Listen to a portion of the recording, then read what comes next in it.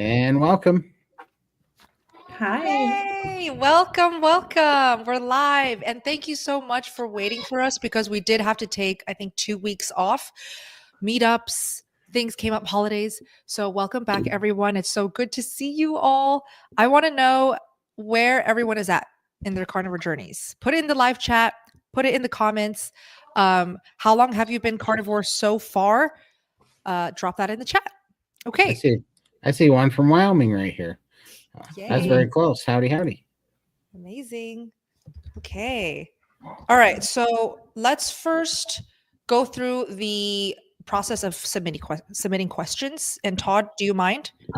For sure. So please, first, if you could put a Q in front of your questions, and then we will answer them, as many of them as we can. We always get more than we can answer in a 2-hour live stream. But if you, the faster you get your questions in, the better. If you can put 3 capital Qs in front of your questions, that way it helps us identify them and we can pull them out. And then, as always, super chats are going to take precedence. So super chats will jump the line, and we will get to them as we can. And then I forgot to see, are we doing any giveaways tonight? Ooh, I don't think so. I don't remember planning it out for today. Yeah, no worries. Yeah. Just wanted to make sure. kind of getting back in the swing of it. So, okay.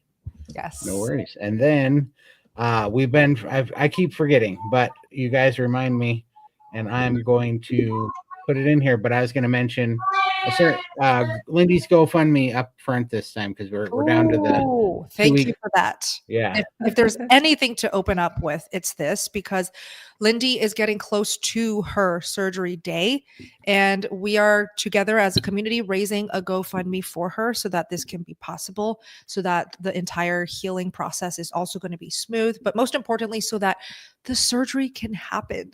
So the link is in the chat, in the live chat. I've also linked it under this video if you're watching the replay.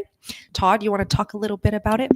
Absolutely. So Lindy's been on a wait list to get her skin reduction surgery. As you guys may or may not know, she's lost over 500 pounds, which is incredible all by itself. And unfortunately, our medical system is as broke as hers is in Australia. And so they will pay you to be sick, but they will not help you get healthy. So she has gotten healthy and lost all that weight, but they are still calling this excess of over 50 pounds in skin, they're calling an elective surgery, which they have to pay out of pocket for, which is not elective at all. It's more like carrying around a 50-pound tumor, which anybody that has that kind of skin on them knows how miserable that is and how it affects your life. And so very expensive procedure, and Lindy was going to drop out of the list because she was hoping her insurance would cover it and a few other things. And instead of letting her do that, we started her GoFundMe, and we are getting very, very close. And so her surgery is scheduled for February 6th, and we just got to get about the last 20 some odd % of it, and we're almost there. So we appreciate your guys' help so very much. And we totally understand, even if you can't donate, every dollar helps, but even if you don't have a dollar, just spread the word and put it out there on social media for us, and I know we'll get there. So absolutely. Richelle, any words about this? Yeah, I think this is wonderful, and I love our Limitless Lindy, and I just think that she does so much for us and for our community. I just think this is such a beautiful way to get back to her. And somebody did ask, is PayPal an option at all? Todd, do you know? We can make it an option for sure. Just email me at thecarnivorecure@gmail.com, and I will make sure that PayPal is an option. Awesome. Love you, Lindy. Sorry to put you on the spot and make you watch all of this. Lindy is going to be the last person who supports this. I'm fighting back tears right now because I just find this so overwhelming. You guys are so generous. The whole community has been so behind me in all of this, and I love you all. So, yeah, thank you. But can we change the topic now? Absolutely. We love you. And I'm sure everybody is celebrating from their homes right now for you. Your story is just incredible. Well, I do have the questions ready to go, so let's jump right in. Jesse, welcome. I'm still having issues with acid reflux. I've tried apple cider vinegar, HCl, even omeprazole. I'm ready to give up. I don't know what else to do. Any advice, please? This is great for Todd and Lindy. Do you want to go first, Todd? Yeah, I mean, I don't know how long you've been doing this. I'd love to know how long you've been fighting this, but it does take some time. It does take some time for your gut microbiome to heal. And, you can do some things. Amino acids really helped my gut heal up. I was doing the perfect and optimal aminos, and I was doing them in excess. And there's something about those amino acids that really help your gut heal. Did for mine. And then otherwise, it just took about 7 months for me. So I don't know how long you've been doing it, but it can be a real struggle. I don't know. How about you, Lindy? I actually haven't really experienced much reflux at all, so I'm not sure what I could suggest there. Occasionally, I have bacon and I might get a little bit of like indigestion, but it doesn't last very long. So, yeah, sorry, I can't really comment on that one. Lindy, real quick though, you don't have a gallbladder, right? No, I don't. No. Exactly. So I actually want you to share how you've survived the initial carnivore adaptation, because people who don't have a gallbladder, they will have symptoms like acid reflux, bad digestion, all of that. So how did you survive it? What are your tips? With the gallbladder, it's more like the fat. For the first 6 months, I struggled. I was on the toilet all the time. Disaster pants was a real thing. But, and I still, every now and then, I get bouts of it. So just staying away from rendered fats, don't eat any hot fats at all, is definitely the best one to do. Also avoiding coffee. Coffee would make me run to the loo. Couldn't drink coffee without going to the toilet. Luckily, I work from home, so I just didn't take anything for it. I just was close to the toilet and just wanted to do it as naturally as I could. So, but yeah, definitely the fats, and just take it slow. Add a little bit at a time. Yeah, great tips. Yeah. Richelle? Yeah, I just wanted to share. Oftentimes, acid reflux can be related to low stomach acid, or it can be related to that little flap where your stomach and your esophagus meet, where it's not quite closed properly. So it can be really helpful. We just actually had Rebecca Heischman in the SBG, and we were just talking about this, where if you're taking antacids or acid-reducing medications, this can actually cause further issues. We want our stomach acid to increase with carnivore, and it naturally does. But if it's not, you could try doing a pinch of salt under your tongue before you start, because that will help to naturally boost your stomach acid to make things a little bit easier. Hopefully that's helpful. Great. Thanks, guys. Todd, checking in. Did I miss anything? Nope, I think that's perfect. Perfect. Right, next up, looks like we are going to Elizabeth. Before we get to you, Elizabeth, I do want to implement our rapid fire technique that we learned over the holidays. It works so well. And all you guys have to do is, so do the QQQ or the capital Q so that we can clearly see you got a question for us. And then put the name of the panel today that you want to specifically answer your question. Because I can assume that, most of you guys don't need all four of us to talk about your question. You might just want to point it at one of us. So if you can clarify that. So like QQQ, Lindy, talk about weight loss, whatever, do that for us. And it'll really make sure that we can answer way more questions tonight. Perfect. Elizabeth, perfect. Do you recommend taking vitamin supplements on carnivore? I seem to be getting sick a bit more than usual while on carnivore. I'm going to give this to Richelle. I say no. You can, and then eventually taper off of them. If you are getting sick on carnivore, often that's an indication that your body is starting to release stored toxins that have been put away in your fat. Unfortunately, when we eat garbage food, the garbage stores in our system because our liver doesn't really know all the time what to do with it, and it will prioritize other things in the body. So if you're noticing that you're getting sick, that can be a detox symptom. It could also be related to oxalate. If it were related to oxalates, what are your tips to combat it? If it is related to oxalate, then you could look at using a supplement like a calcium citrate. You could use eggshell powder. You could also include a little amount of oxalates, like 50 milligrams. So like a little bit of black pepper, lemon juice, something that you can tolerate. But excuse me, there's usually a plethora of other symptoms that can come along with that, like, sandy skin and like itching and rash and those types of things. But yeah. Great. And we do recommend checking out Sally K. Norton for all things oxalates. If you have not, exposed yourself to learning about oxalates, Sally K. Norton, if you're new here. Okay. All right. Hi, Sherry. Welcome. Having a hard time getting steaks down right now. Ugh, what do I do?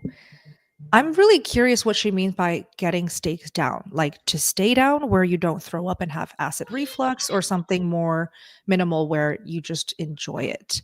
So Meat let's say, aversion. yeah, if she has meat aversion, what do we suggest? What would you do, Richelle? Ooh, if you have meat aversion, I would say switch up your meats. I would say choose the things that are palatable. I'm not sure if there's a reason why you're eating steak only, like if you're doing lion diet, but you could try other ruminants. Lamb is a really good option. Venison, bison, elk, moose. You could try that. If you are not doing lion, you could do eggs. You could do some bacon just to try and give you a little bit of variety to kind of mix up the palate fatigue. And Sherry did give us more details. Thank you. So she's in the 30-day challenge, having a hard time getting meat down right now because of the taste or something. Is this normal on carnivore? So Richelle was right. Meat aversion sounds very much like what you're going through right now. And do what Richelle just suggested. It really does help, is to just simply lean on variety. No, you don't have to just eat steak every day on carnivore, although a lot of OGs do. They just find what works best for them. But if you're new, you're going to have to lean on variety. Bring in the eggs, bring in the seafood, bring in the different types of meats. Keep us posted, Sherry. All right. This for you, Richelle. Thoughts on using allulose? Ooh, I'm a no.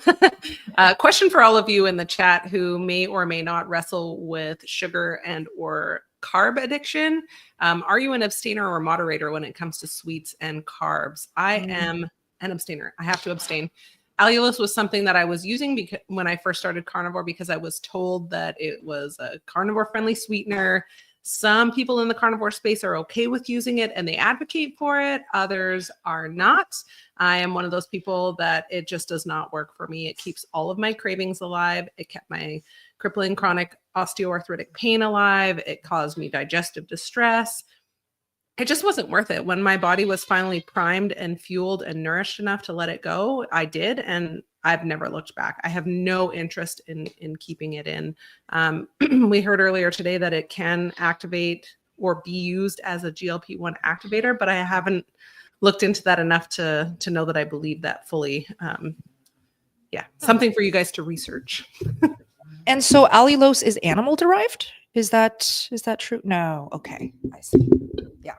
No, and it's supposed to be 1/3 as sweet as sugar, but that does not mean it is 1/3 less addicting. I think it's just as addicting to use sweetener as it is to use sugar.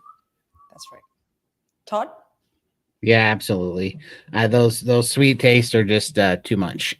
They just open up my little addictive brain back to sugar. So I've been really happy for that to drop away. And none of them, when I was on keto and ketovore and keto, never dropped the craving. So I'm happy to not bring those in at all anymore. They're just something that's on my never list. So yeah. So agree.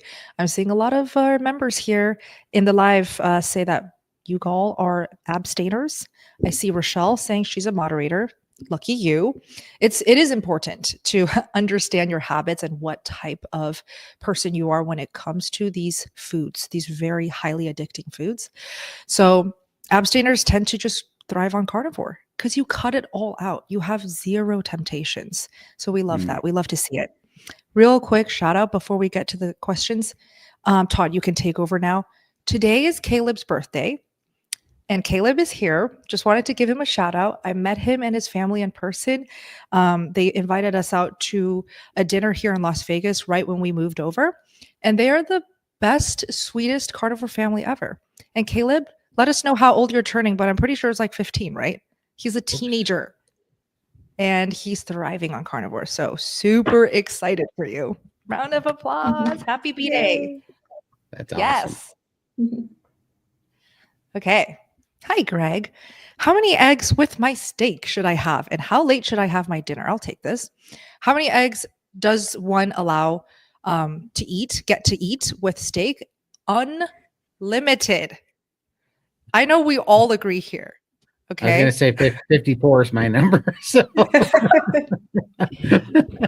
Yeah. Yes. Todd knows how to do it. Oh, happy sweet 16. Wow. That's so exciting. Happy birthday, Caleb.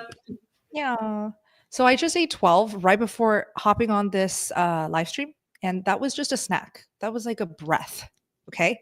And you really can have as many eggs as you want, Greg. Don't let all of the non believers and the people who have not caught up on this type of education and the truth tell you that, oh, you should only have 2 to 3 eggs per week, which is, I think, what's recommended or something like that. Ridiculous. How late should I have my dinner? This is up to the person. I think a lot of people will have different opinions here, but I'll share with you what works for me. Sometimes I eat a big dinner so that I can crash and just go to sleep because the energy that I have on carnivore some days are just so high and so all over the place. Like I'm literally bouncing off the walls where I have to put myself to sleep by by eating a ton of fat and a ton of meat so I can just stop working or stop doing the stuff, you know? So that's why I feel like there are exceptions. I would say I am an exception, but most carnivores will say you don't want to eat too close to bed. It is going to mess up your digestion. It is going to mess up your sleep. So it depends on the person. What do you do, Todd? yeah, I'm definitely that guy. I cannot eat anywhere near bed or else I'm just awake. Food gives me energy. When I eat, especially red meat and eggs and salmon, if I eat any of those things, I just want to go lift heavy things and be awake. So no, I try not to eat after like 3 o'clock in the afternoon is my last meal that I'll have every day because otherwise I'm just wide awake for sure. Right. All right. Yeah. Okay. All right. Thank you so much, Michael. Welcome. I fast 24 hours, 2 separate days per week. Any thoughts? Let's give it to the fasters first. Todd? That can be good or it can be bad, really. I mean, if you're not nourished and it's you fast because it's easy, that's probably could very well be a sign of low metabolism, which that's what I had. So if you feel nourished and you have a specific reason for doing that, then that's really good. If you haven't addressed your metabolism and made sure your metabolism's healthy and your body's nourished, then you might want to go back to the drawing board on that and make sure and then revisit fasting. That's what I would say. Yeah, I agree. 24 hours, 2 separate days a week. So does that mean just 2 OMADs out of the week? Yeah. Sounds like something pretty similar. Yeah. Okay. You know, we personally don't consider that too advanced or too extreme, to be honest. There was a whole span of time, like a whole year probably, where I did OMADs daily, every single day, OMAD every day. And it worked for me as like a 20-something-year-old female. So, Michael, since you're a male, this is the harsh truth. Men can do more advanced fasting and get away with it than women because of the hormones. I did 7.5 months of OMAD and I did crash my metabolism because I was under eating too when I was doing those OMADs. So that's the OMAD trap that's so easy to fall into. Yes. For sure. It is. 2 days a week though is pretty doable. So just keep tabs on the fact that you're eating enough. Keep us posted. For sure. Great. Hi, Robert. Thank you so much. So Robert says, I'm type 1, keto, and intermittent fasting for 2 years. G6 and Omnipod. A1C is good. Insulin is normal for weight. Ketone average 1.5, but occasionally more. Went into ketoacidosis 2 times. Need carbs to avoid this. Thoughts? Man, this is perfect for Dr. Phil, but Richelle, do you want to tackle this? Ooh, I'm not really familiar with this, but I think this would be something that would be best addressed with a physician or a carnivore friendly physician. I think it's dietdoctor.com that you can punch in your zip code and find a carnivore friendly doctor in your area. The fact that your A1C is good, your insulin is normal, you're averaging some pretty good ketones, that's a good indication. But ketoacidosis 2 times, I would want to know, was that diagnosed ketoacidosis or like self-diagnosed? Because that's a pretty severe situation. I would have to know a little bit more. Feel free to share more details. And if you stick around, Phil might actually hop on. Do we know if Raymond's joining tonight? He said that the power went out. Oh, man. He's got no power. Okay. Well, Robert, give us more details. We do actually have members with type 1 diabetes in the gang. One of them being Amy Perrin. She's pretty famous now in the community because she is thriving on type 1 diabetes using a carnivore diet. And she's now 6 or 7 years carnivore, totally fine, thriving. So I can also connect you to her. If you want to email me, she does help directly people who have type 1 diabetes. So you can email sbgchallenge@gmail.com. And Todd, did you want to add anything at all? Not really. I know that the only thing that doesn't make sense to me is that it has to have carbs for ketoacidosis. I don't think that's how that works at all, to be honest with you. But I'm going to have to take a closer look at that. But I'm pretty certain that carbs are not needed to avoid ketoacidosis at all. I'm just going back because I've heard Phil and several people say that a few hundred times. So I think there's something crossed there. So I don't know, but I'd definitely like to see this. I'm going to save this question and ask Phil, and if nothing else, come back next Friday and we'll address this question. We'll save it in our bank. Yeah, because it does say, like, even doing a quick search, it says diabetic ketoacidosis is a serious complication of diabetes. The condition develops when the body can't produce enough insulin, but you're saying your insulin is normal. Right. So I think this would be the perfect question for Phil. I don't even want to say anything else about it. Guess what? I just messaged Phil, so hopefully he sees it. It's in the team chat. So let's give your replies. We'll circle back, Robert. Okay. All right. Stick around, please. All right. A Bender. Hi, welcome back. Salts food heavily. Yum. Possible to salt too much. Yeah. Well, this is hard to say for me because I don't eat salt, so I don't think I'm the best to answer. Todd? Well, you don't eat salt either. I don't eat salt anymore, but that's what I was going to say. I don't think that's, I don't know. So it's kind of funny because I was on a live stream last night and I'm so bad with names. Who's the doctor that's the eye specialist? Lisa Wiedemann. Lisa Wiedemann. Thank you. Yeah. We were talking about that, and she actually hit on something kind of interesting, that there's a few people saying that some people can get addicted to salt and actually eat more than their body's cues are for. I know I'm not that person. I get kind of nauseous if I have too much salt. So does Adam. And I just lost my taste for it. So I would think as long as you're not drinking too much and water, and as long as your body's wanting it, I would trust your body for a while. I don't think I was heavily salting food. And then when I started dry fasting, my body started becoming more fat adapt to get to metabolic fluid. It stopped craving salt and it just went away, and I just followed my body's cues on that. So I kind of feel like no. I don't, for me certainly, I just feel like your body's going to regulate it unless you're doing something to cause your body's cue, eating something crazy that's going to cause you to not have that signaling correct. But as long as that's correct, I don't think you can. I agree. Yeah. All good, Richelle? Did you want to add?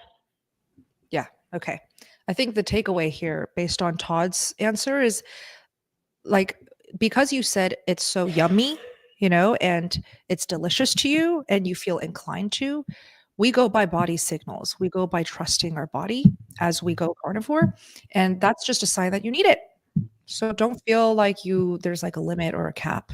Go ahead and salt. I know carnivores who literally like live off of salt. They need so much of it. Yeah. Oh boy, here we go. Phil, help. But this is for you, Todd. Okay, No. Cite, how high should cholesterol be to be a concern at all?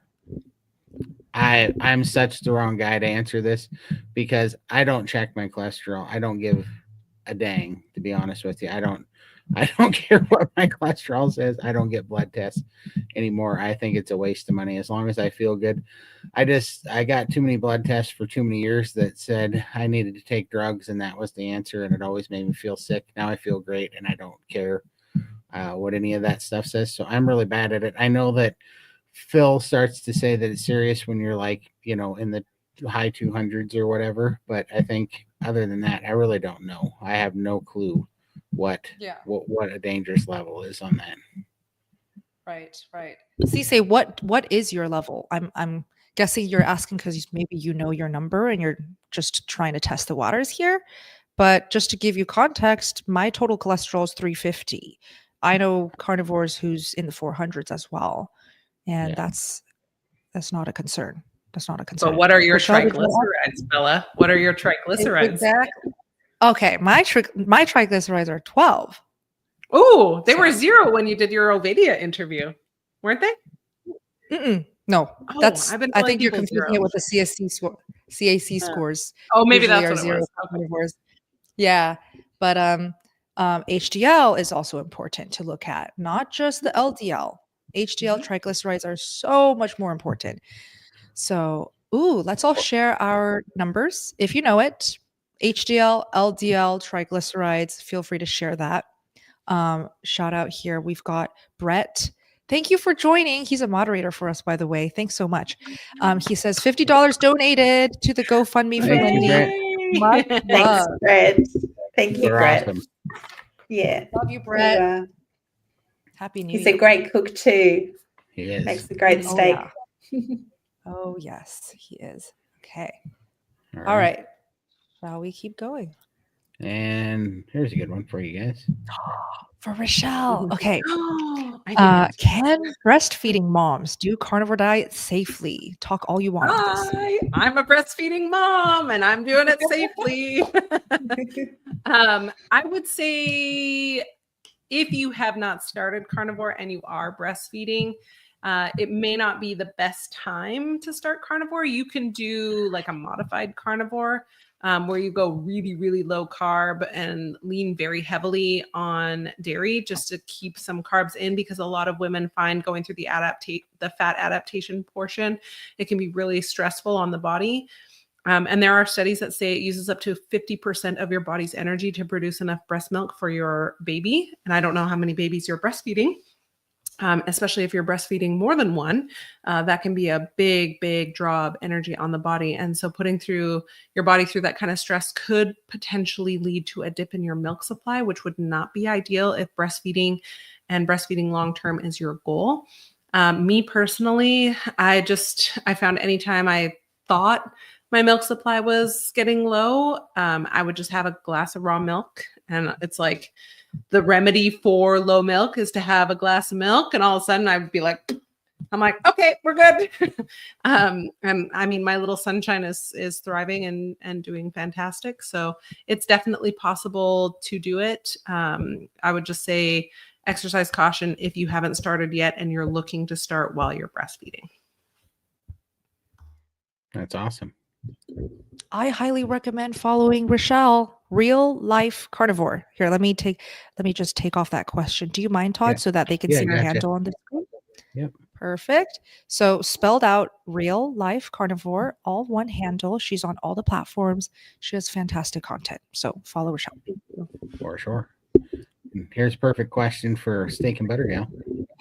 Okay. FX Trader, welcome. Thank you so much.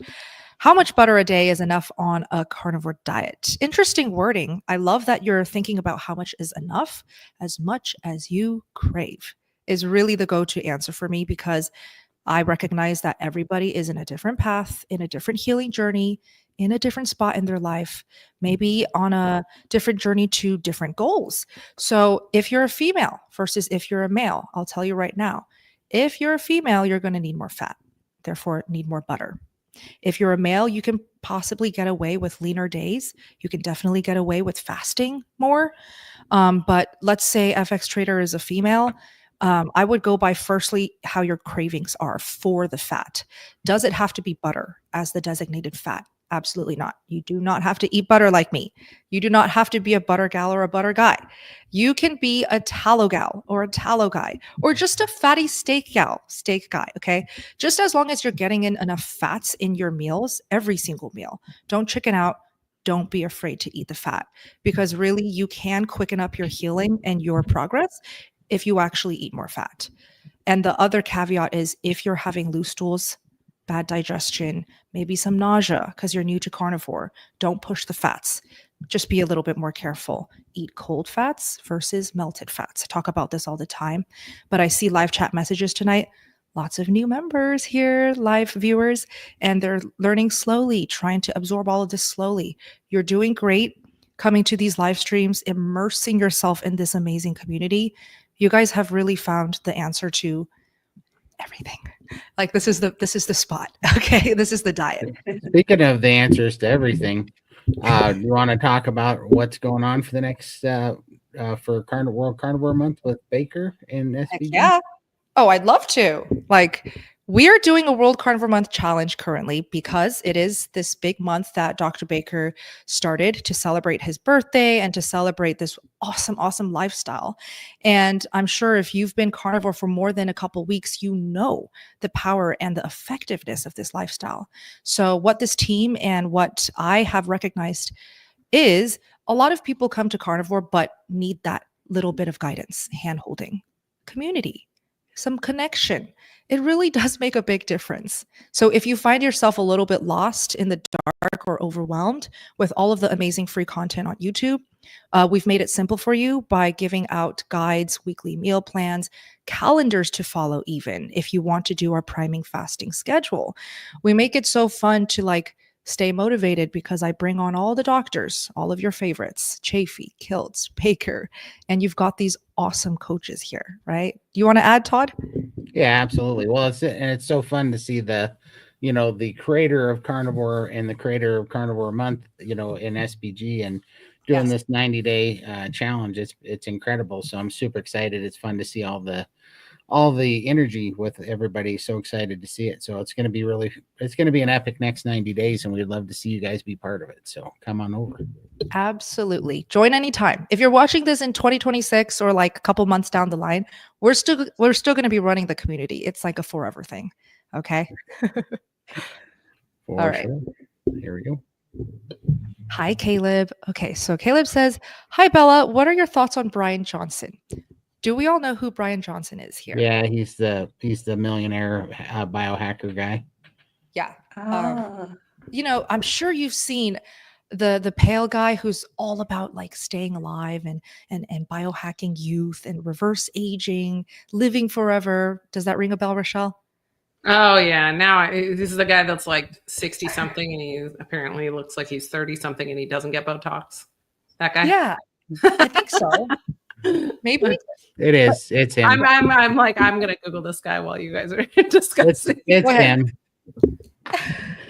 It's him. Yeah. Yeah, that's so. The guy.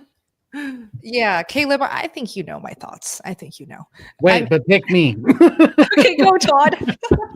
So listen, that guy, you can spend $1.3 million a year to try to do all the biohacking stuff, or you can let a damn cow biohack the nutrients for you so that you can eat it.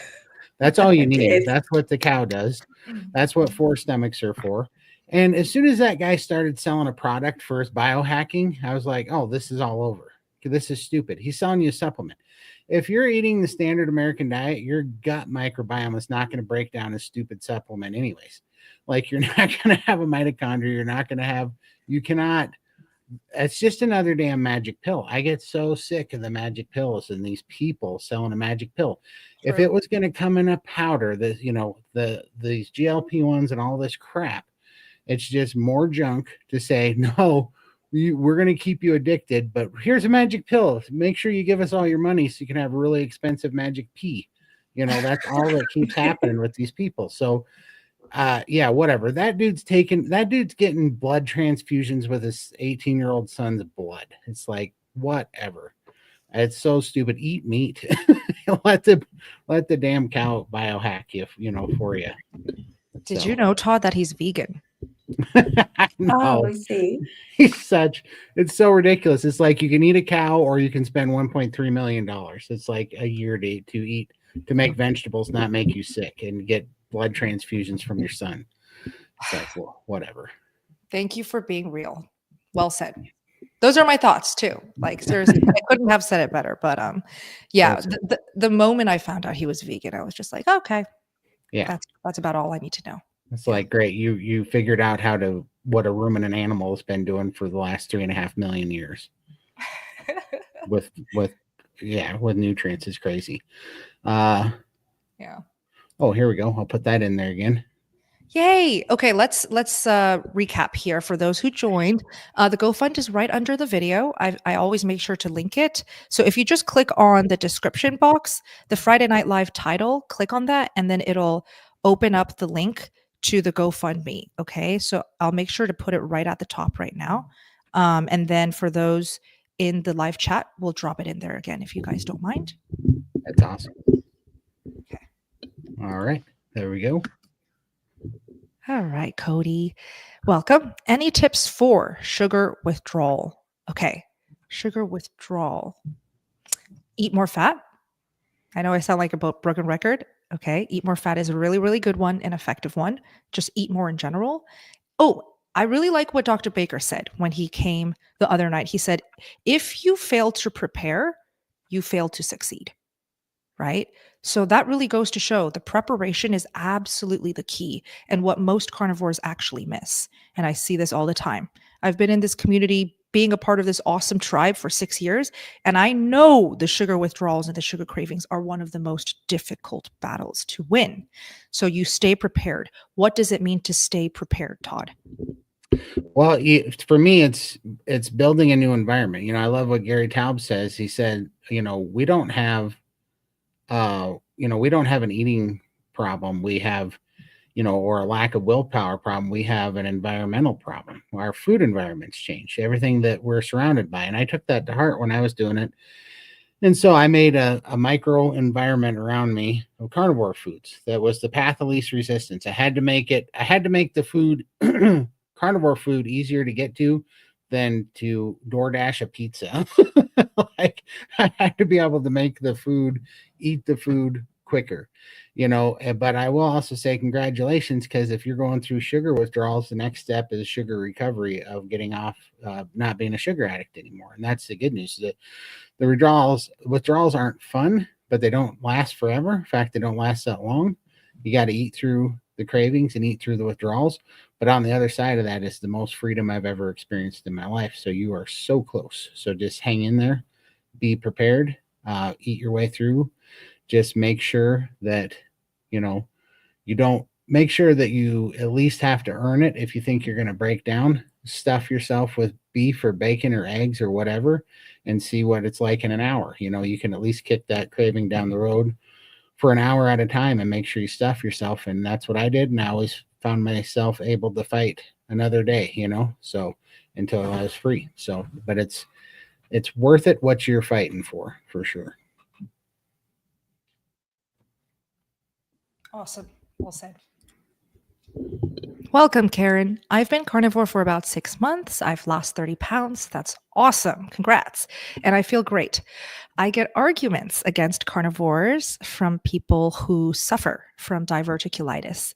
Any ideas how I can respond to them? Well, you can tell them that there are tons of carnivores who've reversed diverticulitis. And one of them is Raymond, who's a common panel member here. Tonight, his power went out. But if he were here, he would say, look, I've literally healed diverticulitis just by going carnivore. Richelle, any thoughts? Yeah, this is the lowest inflammatory way to eat. Basically, diverticulitis is like when there's like little pockets that capture or trap food that's going through your system. So people with diverticulitis are not able to consume things like nuts and seeds and chia seeds and those types of things, which are really not great for us anyway. because they get trapped in those pockets, and then it creates an inflammatory response and an infection in the intestines. So eating this way simplifies things. The inflammation can reduce, the lining can start to heal again, and you start pooping normal.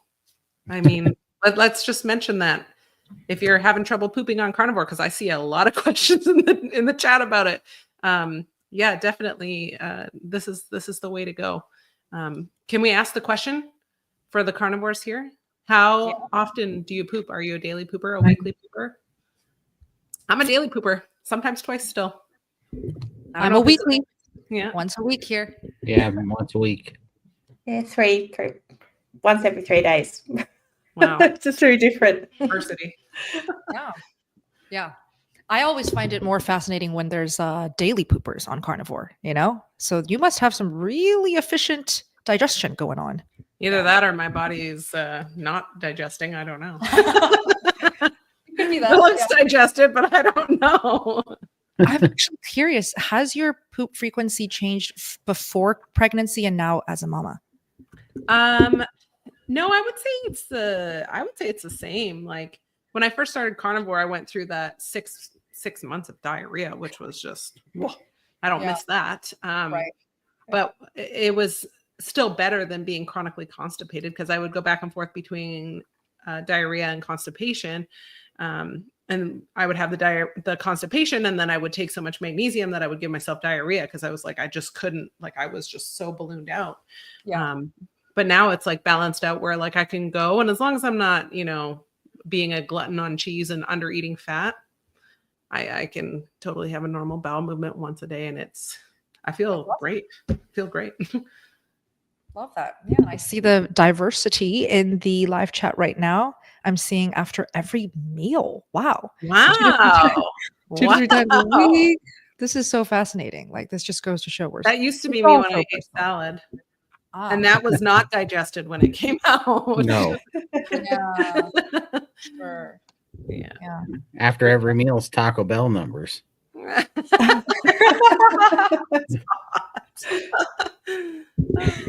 Oh my God. Hilarious. Okay. Hi, Robert. Welcome and thank you. Can you give me type 1 carnivore doctor info? Yes, I can actually. Dr. Tony Hampton. We love him here. He's so down to earth. He's funny. Most of all, he's knowledgeable on type 1 diabetes. He is a diabetes specialist. So I recommend anyone interested in diabetes info with carnivore, just search Dr. Tony Hampton, spelled out the way you think, and follow his YouTube channel. He makes really good, entertaining videos. And he's also a guest speaker in the Steak and Butter Gang. So he visits every single month answering the live questions, helping out members. His wife has type 1 diabetes. So he really knows how to work with this. Yep. Hope that helps. All right. Araceli. Oh, wait, sorry. Araceli? What a pretty name. Can you suggest a quick video about the benefits of this diet? My family in San Diego does not understand, and I am being ridiculed. We hear this like every single Friday night live. We'll get a message like this. And I actually think sending quick videos are really effective. So good job thinking of that. Let's all go around the table here and just share our favorite video that you think can really cover all things carnivore and benefits. I'll just share Dr. Chafee's You've Been Lied to About Cholesterol. Like, that's just so fantastic. Well, that's not short. Shoot. That's a long one. Yeah. Okay. Anthony doesn't have very many short videos, but Dr. Barry does. Yeah. I would say, any of his. What do you suggest? I suggest a Dr. Barry playlist, and then also just rifle through a bunch of shorts with before and afters, of success stories. I find the success stories even more so, like, it's good to have a Dr. Barry video, and he's got a whole playlist of starting carnivore videos and, myths and lies about any, cholesterol, heart disease, cancer, red meat, all that, digestion. He's got a whole playlist of them, but also just go through YouTube shorts and Instagrams and pick out all the success stories of people that have reversed congestive heart failure, have lost, like Lindy, 500 plus pounds, like people that have healed, chronic chronic illness that was incurable, people that cured cancer, and to me, that's that is the best evidence you can give anybody. And either they're going to listen to it or they're going to have to get a little sicker before they listen to it. Everybody gets to a spot anymore where it's where they need an answer. And so it's not drugs. And when they finally figure that out, they'll be ready to hear, Yeah. Lindy, what's your fave? Yeah, definitely Dr. Berry, but also the comments underneath his videos. That's what sold me in the end, because of all the positive comments that, they've cued this, lost weight, like everything is there. It covers everything. So just, definitely the comment section of any of those videos. Good point. For Any sure. Richelle that you want to suggest? Oh, well, I would say it's not super short, but Plants Are Trying to Kill You by Dr. Chafee. Yeah. That might be a little too contentious in San Diego, but it's worth throwing a red pill out there every now and again. It was pretty funny. My brother just got back from Hawaii and he said that there's a statistic down there that more people die from falling coconuts than drowned. And I said, "See, plants are trying to kill you." Dr. Chafee was right. Hilarious. So good. Yeah. Before we get to Kit, thank you so much for your question.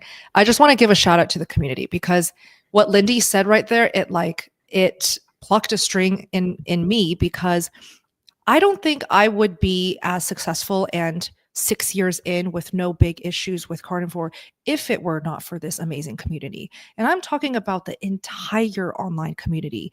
This includes YouTube right here, Instagram, TikTok, Facebook, X, like all of the private groups as well. Like, we come together and we make a pretty good team, And the fact that the members in this community, you all, are so willing to comment, to engage, to share your stories, to help each other out. This is the power of our community. So I really want to just thank you guys. I see live chat messages all the time whenever we do these. "Oh, Bella, I tried your recipe. I love your videos, blah, blah, blah."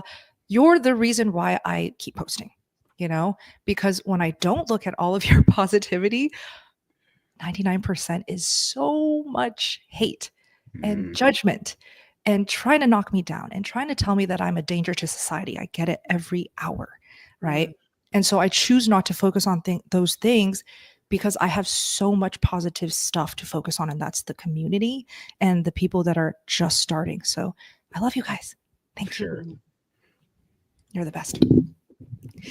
All right, Kit. I'm a survivor of trauma from birth. Wow. And I live in constant hypervigilance.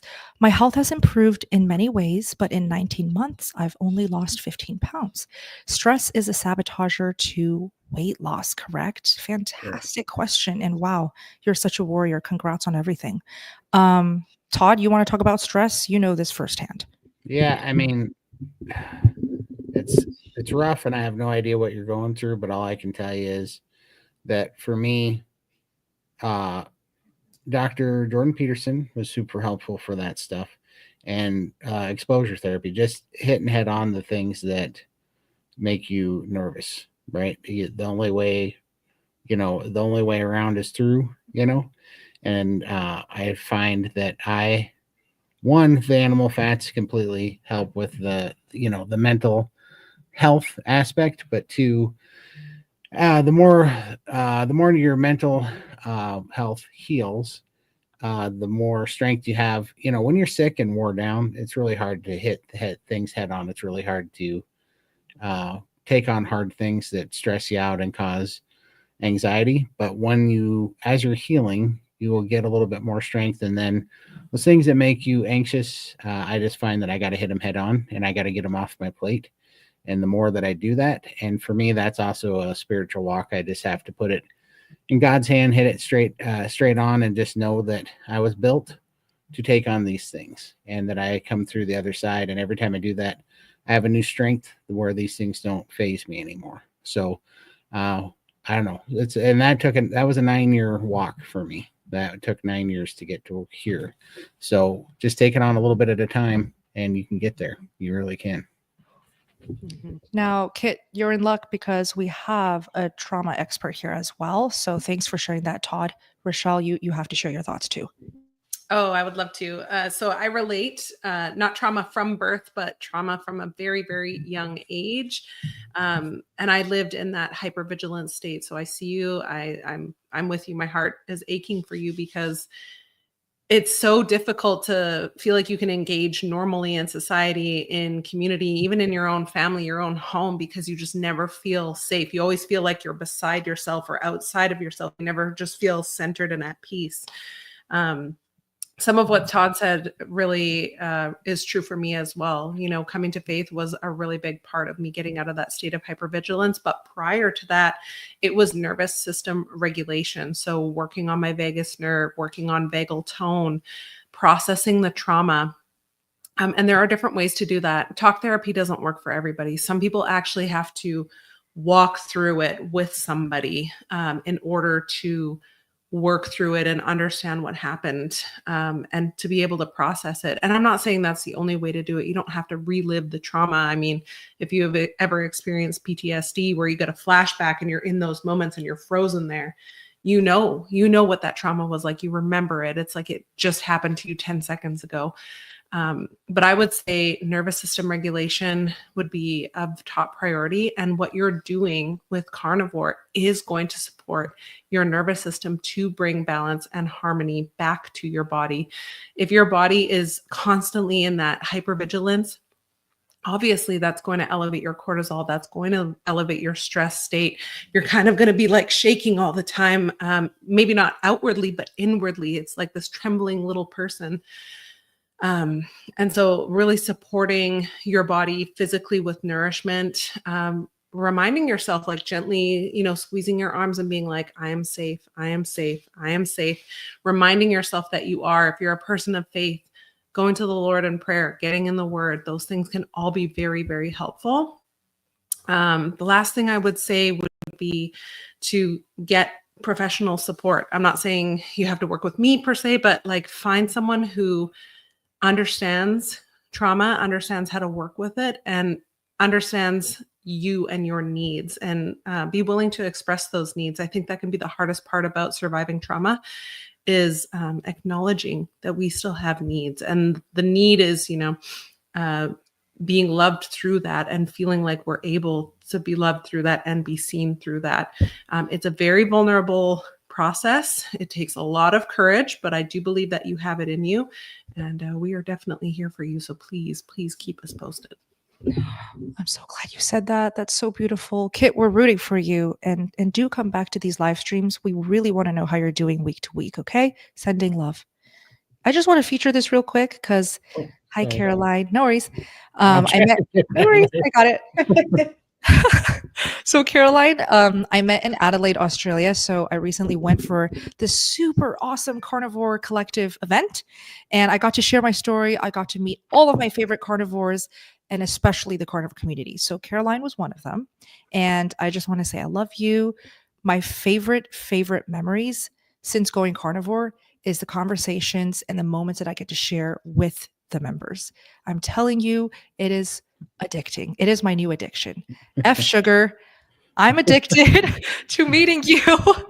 Like, I want to go all over the world just to meet the carnivore community. It's so fun. So love you, Caroline. I'll see you in SPG and see you in the next event, I guess. By the way, I post a lot of in-person events in our Steak and Buttergal community. So if you guys want to keep up to date on the latest meetups, events, carnivore conventions, it's all posted in there as well. All righty. That's awesome. Erika? Ooh, sorry if I mispronounced. I have nerve issues in my feet and legs. Can carnivore help? My glucose is good, and so is my A1C. Do you want to start, Todd?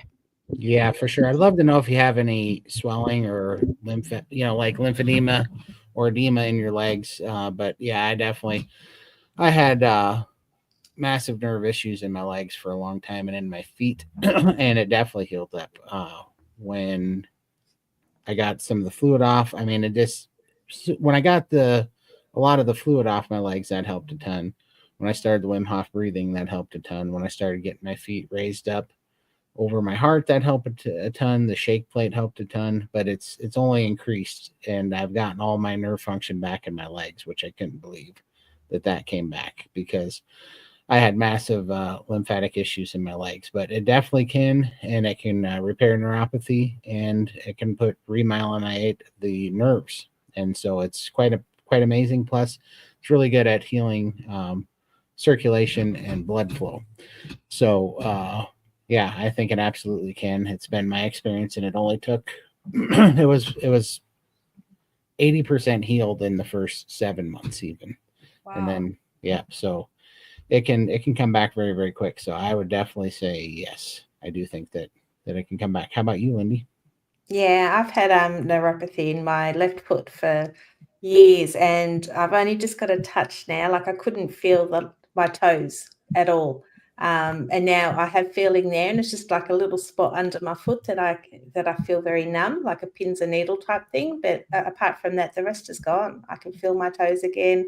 So definitely feel that there can be improvement. I'm 3 years carnivore now, so it has taken time, but I'm sure keep going that I might reverse that altogether. Would you say, my regimen's kind of shake plates, rebounder, Wim Hof breathing, and long fasting, if you can do it. Those are the things that have healed my neuropathy in my legs the most. How about you, Lindy? What do you think? I love my vibration plate. I sit down and work quite a lot, and I have it under my desk, and it goes all day. The poor thing's so overworked, but it really helps. Yeah. Oh, That's awesome. nice. Oh, let's see here. We got another super chat, but I don't see a question. Olivia, did she have a question before? Or I can maybe just say, Olivia, if you're still in the live stream, we see the super chat, but if you don't mind posting your question again, then we'll help. That'll Here we go. Here we go. I think it's for this one. Yay. Okay. There we go. All right, Olivia, welcome. Love you guys. I'm thin, in shape, 40 years young. Okay. Only in the last 2 months, I've gone full carnivore. My boobs have gotten noticeably larger. Yay. Is there something to this? Okay. So since we've got 3 ladies in the room tonight, we can talk about this. Absolutely. There's something to this. And, any chance I get, especially when I speak to like a younger crowd of women who are interested in carnivore, I always bring this up because I know it's going to be effective to convince them. I know that there are women who don't want to grow their boobs, but a lot of, okay, Lindy's one of them, but a lot of young women, they really are attracted to that type of benefit. And in my head, I see it as this: whatever diet you were on, mine included, which was a vegan diet, it stunted your hormone development so hard that it's only after you go carnivore and you start eating all this nutrient-dense goodness that your hormones can finally continue developing. So that's why we see this a lot, okay? We see women feed themselves very poorly, and they feel like they've developed fully, their body, all of it. And then they go carnivore, boobs start growing, butt starts growing, okay? Sorry to use those words. Chest starts growing. Breasts. All of them. Yeah, breasts. Let's just say it like it is. Yeah. And so I've seen this all the time. Not a surprise. Richelle? Yeah, I experienced this as well. I called it a reshaping. My body went through a reshaping. I gained 14 pounds when I first started carnivore, and I was devastated, but my boobs grew a full size, and I had never had boobs before. So I was like, well, this is fun. Not something I expected to happen. I had heard Bella talking about the butter boobs, and I was like, I would love to have butter boobs. I've never had boobs. How do I get these butter boobs? And I'm super grateful. And I have it actually right here. I have her other book too. Dr. Elizabeth Bright, Good Fat is Good for Women Menopause. She has a book, Good Fat is Good for Girls. Yes. I highly recommend these books. Yes. Saturated animal fats are the precursors to all of our sex hormones. We live in a society in a world, especially here in North America, where fat is demonized and low fat, high carb, high sugar diets are promoted, and that is destroying our hormones. There's a reason why boys have bigger breasts than girls do now, which is really sad to me. That's a problem. And so I encourage people to read her book, binge her content. I think she's only on Rumble now, but she she is making waves. People are not happy with her for speaking the truth and talking about this. And like what Bella's saying, the truth is if we're getting enough saturated animal fats and our hormones are healing, our sexual characteristics are going to develop. I will also go as far as to say it's even happened for women to get their cycles back after they've gone through menopause just because of hormonal healing. So that might freak some of you out, but I just think it's important to drop that little note in there for all ages and stages of ladies. Yeah. Well said. Hold on, I just. Oh, yeah. Go ahead, Todd. Go ahead. Nope. Go ahead. I'm like, Todd wants to talk about the boys having boobs. What do you want to talk about? Well, I was just going to say on behalf of the fellas, we are all on board with this, by the way. Yeah, of course we are. We think this is fantastic, but I think it's an anomaly because my boobs have only gotten smaller. So no more moves for Todd. No more moves. Oh my God. Yeah. Lindy, any thoughts? Yeah, no, I've definitely lost weight in my boobs. I've always, I don't know, I miss the gene because most of my family have small boobs, all the girls, and I got the big ones. So I don't know how that happened apart from the weight loss, I guess. But I do find that they're a nicer shape now, that they're not as saggy, that they are lifting. And yeah, I'm happy with that. I'm really happy with the results. So yeah, I don't want more, but they are not as hangy as they were. I love that. Yeah, reshaping. It's a reshaping. Yeah, composition. That is going to the right places. Okay, I love this topic, but thank you for the question. Thank you, Olivia. Thank you, Olivia. Keep us posted. And I do have to hop off, so I just want to say thank you. Richelle, I know. I love this amazing. time, you guys. Thank you so much for having me. I love Tonight's you. was extra special. Have to go spend time with my little sunshine. So, well, enjoy, family. We love you so much. Follow Richelle, linked down below. Bye. Thanks, everyone. Bye, Richelle. Bye. Awesome. All right. Ooh, up close. Ooh. Whoa. That is way too much schnoz. Do we like this? Up to you guys. Oh, that's better. Yeah, that's better. I was nice. counting my nose hairs on that thing. All righty. Hi, Brandy. Welcome. I've been carnivore for 6 months. Nothing has changed, nor have I lost any weight. Not sure I want to keep going. Okay. We hear this a lot too, believe it or not. There are people who just lose weight a little bit slower. Please do not give up. Please keep going. And let's help out Brandy and give some ideas to maybe troubleshoot, get the weight loss kick started. Lindy, do you want to start? What do you think?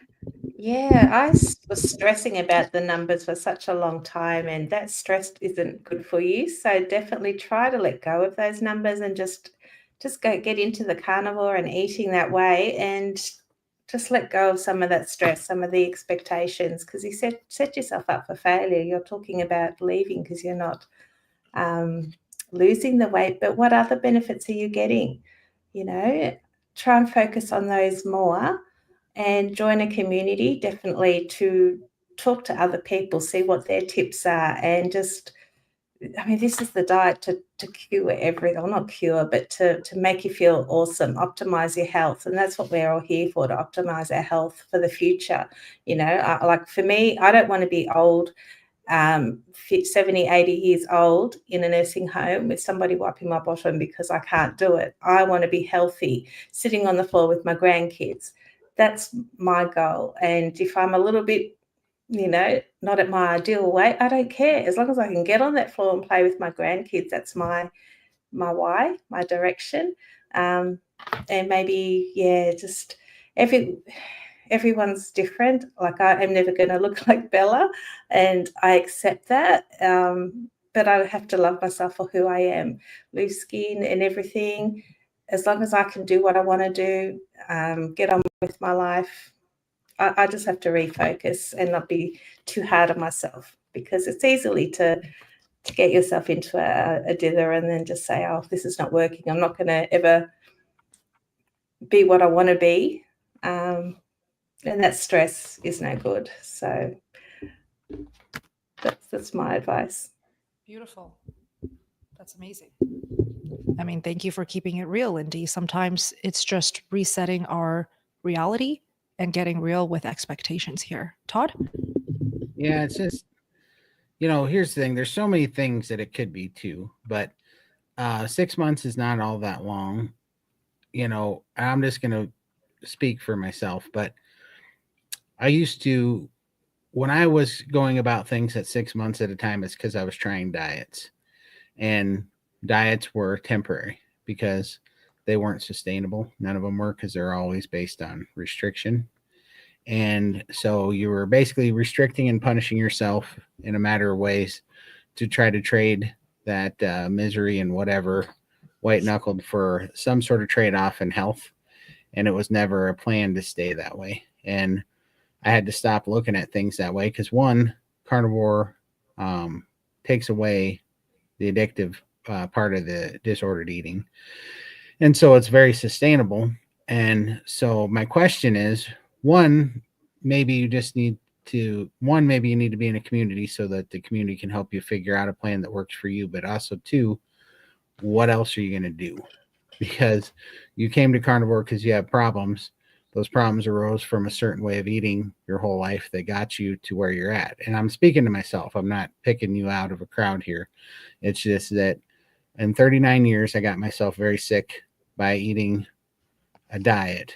And when I would go on diets, I would say I can do this for 6 months, 8 months, 10 months, 12 months, 18 months, but then I'm going to fall off it. I knew that no diet was sustainable when I was calorie restricting, and I knew I was going back to the diet that made me sick. And what's freed me from all that is that this isn't a white knuckle diet. This is a healing diet. It's not a weight loss diet. It's a healing diet, and it's a diet that frees you from addiction. So my question is, what are you going back to? And is it because maybe it's taking longer than you thought, but you're also not probably getting worse, like at the scale that you were when you're eating bad, when you're eating a standard American diet. So think about what you're going back to. Think about, maybe your only victory right now is that you haven't gotten sick or were at the same pace that you were, That was a big one for me. So just throwing that out there. Words of wisdom from both Todd and Lindy. Both of you guys actually talk about the live streams that you do every week, because this is very on par and on topic that a lot of people can join and gain knowledge and insight from as well. Yeah. I mean, both me and Lindy were in a rough spot. Me 2 years ago, Lindy 3 years ago. She was 770 some pounds and I was 715 pounds. We're both dying. Didn't think there was a way out of it. And carnivore pulled us out of it. So we have a live that we do every Sunday called 700 Plus and Counting Down. And we just talk about these things, about how we got there, about what's different about carnivore, why carnivore is not a diet and it is sustainable, and, how it basically was a miracle, gave us both a second chance. And Michael's on there with us too. And he was over 700 pounds and he's going to get out of his house for the first time in 20 years here very shortly, because he's carnivore's giving him his life back. So it's a lot of fun. And we love trying to help people kind of see a path out of a very trapped place. Yep. Follow them. I've linked both of them below under the video as well. It's always going to be under these lives. So they're great. Yeah. So Todd, if you don't mind, let me just share this from Kit. Kit just asked a question earlier. And so the community that we talk about a lot on these live streams, we either call it SBG, the gang, Steak and Butter Gang. The community is open anytime, and it's called the Steak and Butter Gang. I'll just put up the banner here. We have one nice and clear. So if you guys are interested in joining the family, just go there. sbgmeetup.com. If you guys want a clickable link, it's under the description. And yes, just to be upfront, it is $30 per month. But if, let's say, you just cannot afford the $30, we also have a free forum. And so if you want the free forum link, just email us at sbgchallenge@gmail.com to just get a taste of the community, what it's like in there for free. And then you can make a decision if you want to join the actual paid membership part. But the free option is always there as well. All right. Okay. Robert, sorry, no website or contact info for Dr. Hampton. So I saw this earlier when he just posted it. I've texted Dr. Hampton just to ask if he even does online consults right now. I just don't know if he is, but he should have a website. I'll see if I can find it. Should be just Tony Hampton. Maybe he doesn't. Yeah. Okay, maybe he doesn't. Then I would say the best way to reach him is on his channel when he does live streams and in his comment section. But if you want him live, every month he does come into SBG and answers questions. So you can talk to him directly there. But I'll wait for his text and I'll see if he replies. For sure. Hi, Thomas. Welcome. Target prime rib. Yum. Ooh. Thank you, Todd. Thank you, Todd, Bella, and Lindy for all of your inspiration. That's so nice. Thank you. Thank you so much for the Thank super chat. you. Oh, All right. keep us posted, Thomas. Rachel, curious about muscle building on carnivore for women and men. My husband and I are into weightlifting, so I'm just curious if muscle size increase takes the same amount of time as with regular diet. Wow, this is a great question. Just look at Dr. Baker, though. I feel like anytime we get muscle questions, we bring him up because he's like a prime example of what you can achieve if you go all in with the muscle building. Any thoughts, Todd? Yeah, for sure. I mean, so these statistics keep running around. A friend of mine has a friend that's starting some GLP-1s, and he was wanting some videos on it. And I was just looking at it again, and the numbers float around. But, you know, basically on the standard American diet, a calorie restrictive diet, when you're losing weight, you're losing about 1/3 lean body mass, which is some muscle, some bone density, some white tissue density, some fluid. And the rest is fat, so it's about 2/3 fat, 1/3 lean body mass. And on those GLP-1s, it's about anywhere from 50% lean body mass to even sometimes 60% lean body mass. It kind of depends. It kind of rotates between 40 and 60%, which is crazy that you can lose more lean body mass than fat on those GLP-1s. A lot of people are finding out. But on carnivore, from everybody that I've seen, we have a common thread of people saying, man, this diet's not working. I'm gaining weight. But then we talk to them and they're gaining weight, but they're losing pant sizes or losing shirt sizes. I specifically gained 21 pounds on carnivore and lost 3 shirt sizes because you can actually lose weight. You can lose fat, lean out, and gain muscle on carnivore and have composition changes. And it's the only time I've ever experienced that. So I just now got into weightlifting and I am putting on a lot more muscle. Now, when you say muscle, I think poundage of muscle and strength, I think is better on carnivore. I think if you want bodybuilding muscle, like look swollen, and with definition, I think that you're going to have more of that with carbs and with inflammation in your body. I think an inflamed muscle looks fuller. That's true. I think a muscle holding water, and by definition, when you burn glucose or glycogen, you're burning like 1 molecule, of carbohydrate, and you're burning like 6 molecules of water. And so your muscles hold that water, and that's what a lot of the reason that those bodybuilders like the carbs, because they get a better pump and it looks fuller.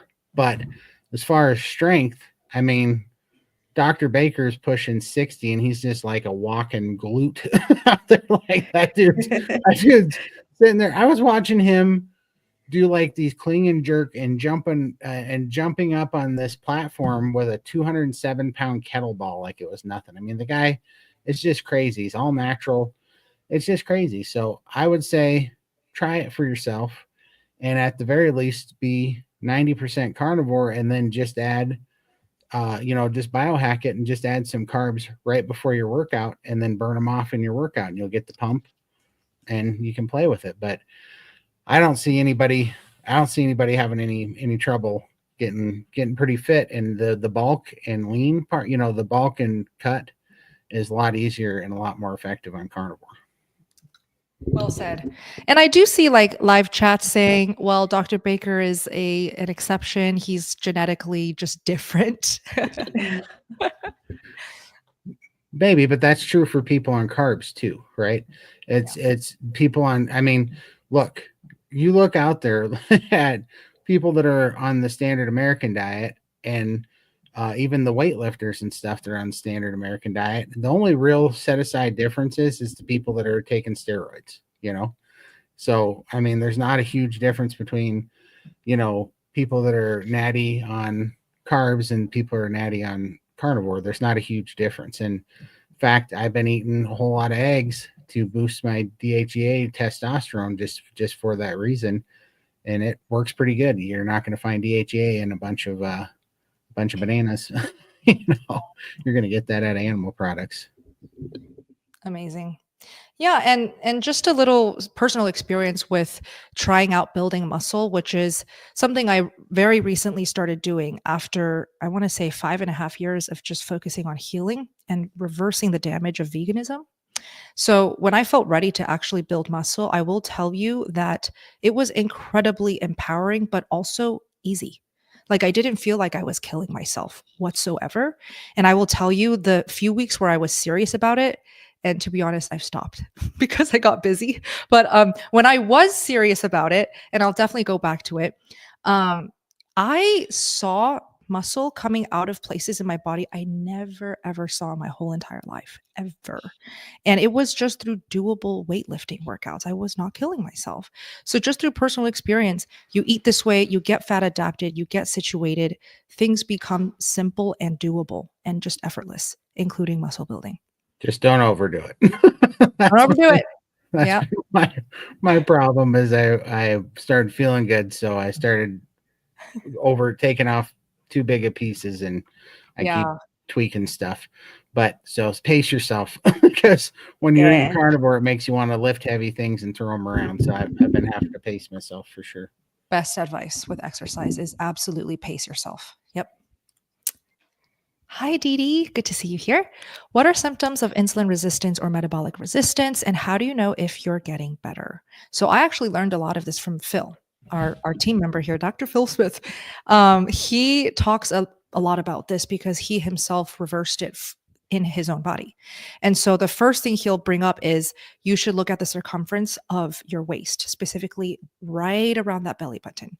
And there are measurements you can easily Google that you want to fall in line with to make sure that you are not insulin resistant. But a good rule of thumb is if your waist is wider than your legs and your chest area, like if it's doing this instead of the other way around, like the more it does that, the more insulin resistant you are. Todd? Yeah, and then just for me, the insulin roller coaster. So like if you eat and then you go into a food coma, and if you if you go into a food coma, if you drink sugar and caffeine to stay awake, and then you go through the crashes really hard. Wow. If you have brain fog, just all of those things, and especially just anxiety. To me, that insulin resistance comes with crazy amount of anxiety too. It was just a whole package deal. And now for sure, everything balanced out. My signaling got better. Anxiety went away, depression went away, all that stuff. And now I can just tell that it's getting that, and the hypothyroidism, like growing my eyebrows back, being able to see in color again, all those things. Those things also, showed me a big, big healing in the insulin resistance. But now it's just that I don't experience the sleepiness and brain fog after eating anymore. That's the last symptom that I had, and it's finally healed up. So those are the symptoms for me, but definitely the number one is the belly weight. Anybody that's walking around with a big belly, whether they've been diagnosed with type 2 or not, they are insulin resistant for sure. Yeah. But you always summarize it with the symptoms really well. And the brain fog is absolutely something I experienced. When the brain fog lifted, I was like, oh, I'm getting fat adapted. The magic is happening. And one of the most fascinating ones that I see in our community is when members come into SBG and they're like, I have zero appetite. In fact, I'm never hungry. Believe it or not, that's a signal, that's a sign that you're very insulin resistant and your metabolism is like tanked. Yep. As counterintuitive as that is. Super counterintuitive. We all want to brag about it too, especially when you've been trying to lose weight. Because you're like, I don't know why I'm losing weight. I never eat. That's why Yeah. you're not losing weight. That's Pretty- exactly why. Yeah. Yeah. So it's upside down world when you guys come into this community, but it's fun. For sure. Oh, Stacy, yes. Oh, I we just can come back. realized that. Yeah, there we go. Yeah, Lindy needed a bit of a break, so she'll be back soon. Mike, welcome. When you're sick from toxins in fat, can this still happen when you are much lower in fat? Oh, this is great for you, Todd. Like an old toxin that's buried. Yeah, I feel so. I feel like right now I'm dealing with some like 1994 Taco Bell. Right? So Oh my gosh. I feel like Scary. yeah, because this is my, let's see. So right now I'm down 315 pounds ish, and this is my 2-year mark, and so I'm getting in some old stuff. And man, I just had an oxalate breakout like I never had before, and I'm still kind of feeling it. I'm a little bit under, like, just kind of drugged down right now. Wow. It's been going on 4 weeks of a nasty oxalate dump, and my face is swelled up right now from it. And like I was bleeding from my belly button because I had such a reaction. Yeah, it was crazy. It was like I just went through the worst. Yeah, Alyssa, she said you might want to try having some tea to slow down the oxalate dumping because you're having a severe one, and that kind of saved my life. I was having nerve pain in my hands, like it was a heck of a dump. And nothing changed at all, other than it must have got into some kind of pocket of toxins that it just wanted to get rid of, and it was ugly. So yeah, I joke around sometime. I'm like, I think that was the Taco Bell from 1994 that I'm working through right now. But yeah, I truly believe you can. Yeah. Wow. That is so fascinating. Wow. That's crazy. Yeah. But I'm glad that so see, with Todd and a lot of the longtime carnivores, or just inevitably, you start knowing things. Like you start being able to pinpoint, oh yeah, this feels like it's that, and that feels like it's that, right? But a lot of the like people outside of the carnivore community, they will spin these stories. Like let's say somebody hops onto this live stream and they just heard that part, and then they'll go and start spreading like wildfire. Oh my gosh, when you go carnivore, you're going to feel these crazy, like it's killing you. These people are reporting these types of symptoms, but no, it's actually our body is still detoxing all of the poison, and you cannot underestimate the decades of destruction with a standard American diet. It takes a while. It does. For sure. Yeah, and that's why we're kind of silly for getting mad at our body for putting on weight when it's actually just trying to save us. Yeah. It's how it's dealing with it. And if we really look around what we've been poisoning ourselves with for so long, we've been so content, just surrounded by poisonous environments, from microplastics to the toxins that are in our food, to the just all the crap. And now we're getting healthy enough for our immune system to actually deal with it and to finally rid it from our body. And it doesn't come without a little bit of effect. I mean, I've had I've passed 3 kidney stones now, which that was new, but that was same type of deal. It was a detox. And then I've gone through oxalate dumping 3 times. But that is, to Bella's point, is 100% why before, when this was happening, when I wasn't in a community, I'm doing something wrong. That's what I thought. I'm doing something wrong. What did I screw up? Is this right? But now I realize that it's part of healing. It really is part of healing. That's why Steakandbuttergal has been super handy, because there's hundreds of people that have gone through it before you that can tell you exactly what that is. And that's why I know what oxalate dumping is now and how to do it. I mean, Alyssa and Steakandbuttergal said you should probably have some tea to slow down the effects of the oxalate dumping, and that stopped 3 weeks of nerve pain in my hand that was kind of excruciating, and it just stopped it in 20 minutes. And so it's why it's so handy. Literally. Yep. For sure. It's a wealth of knowledge. So thanks for sharing that, Todd. All right. Lindy's not back yet. Go to that. Oops, sorry. We need to stop. Like, I need to just lay off. Okay. Okay. Hi, Mama Peg. Oh, good to see you here. She's an SVG. My hubby was doing carnivore with me. He had a hard time going to the bathroom. I upped his fat. He ended up bleeding when he pooped. Oh no. He had all the tests done on his colon, and it's healthy help. Bleeding, was it like, I mean, is it possible that it was just a hemorrhoid or something? Or, I mean, something small? Because, I mean, those things just happen too. I mean, my brother, you can get ulcers, right, from the standard American diet too. So I wouldn't read too much into it just yet. I mean, obviously if it continues, but you might just want to go see a doctor and see what it is. But like, look, it's not from the meat. There's something else going on there, Yeah, let's all help out Peggy here with what she shared, because I personally have never experienced this. Yes, I had loose stools all the time. I never had constipation myself, so maybe I don't know what goes into adaptation, but I often question, like, are you sure it is blood?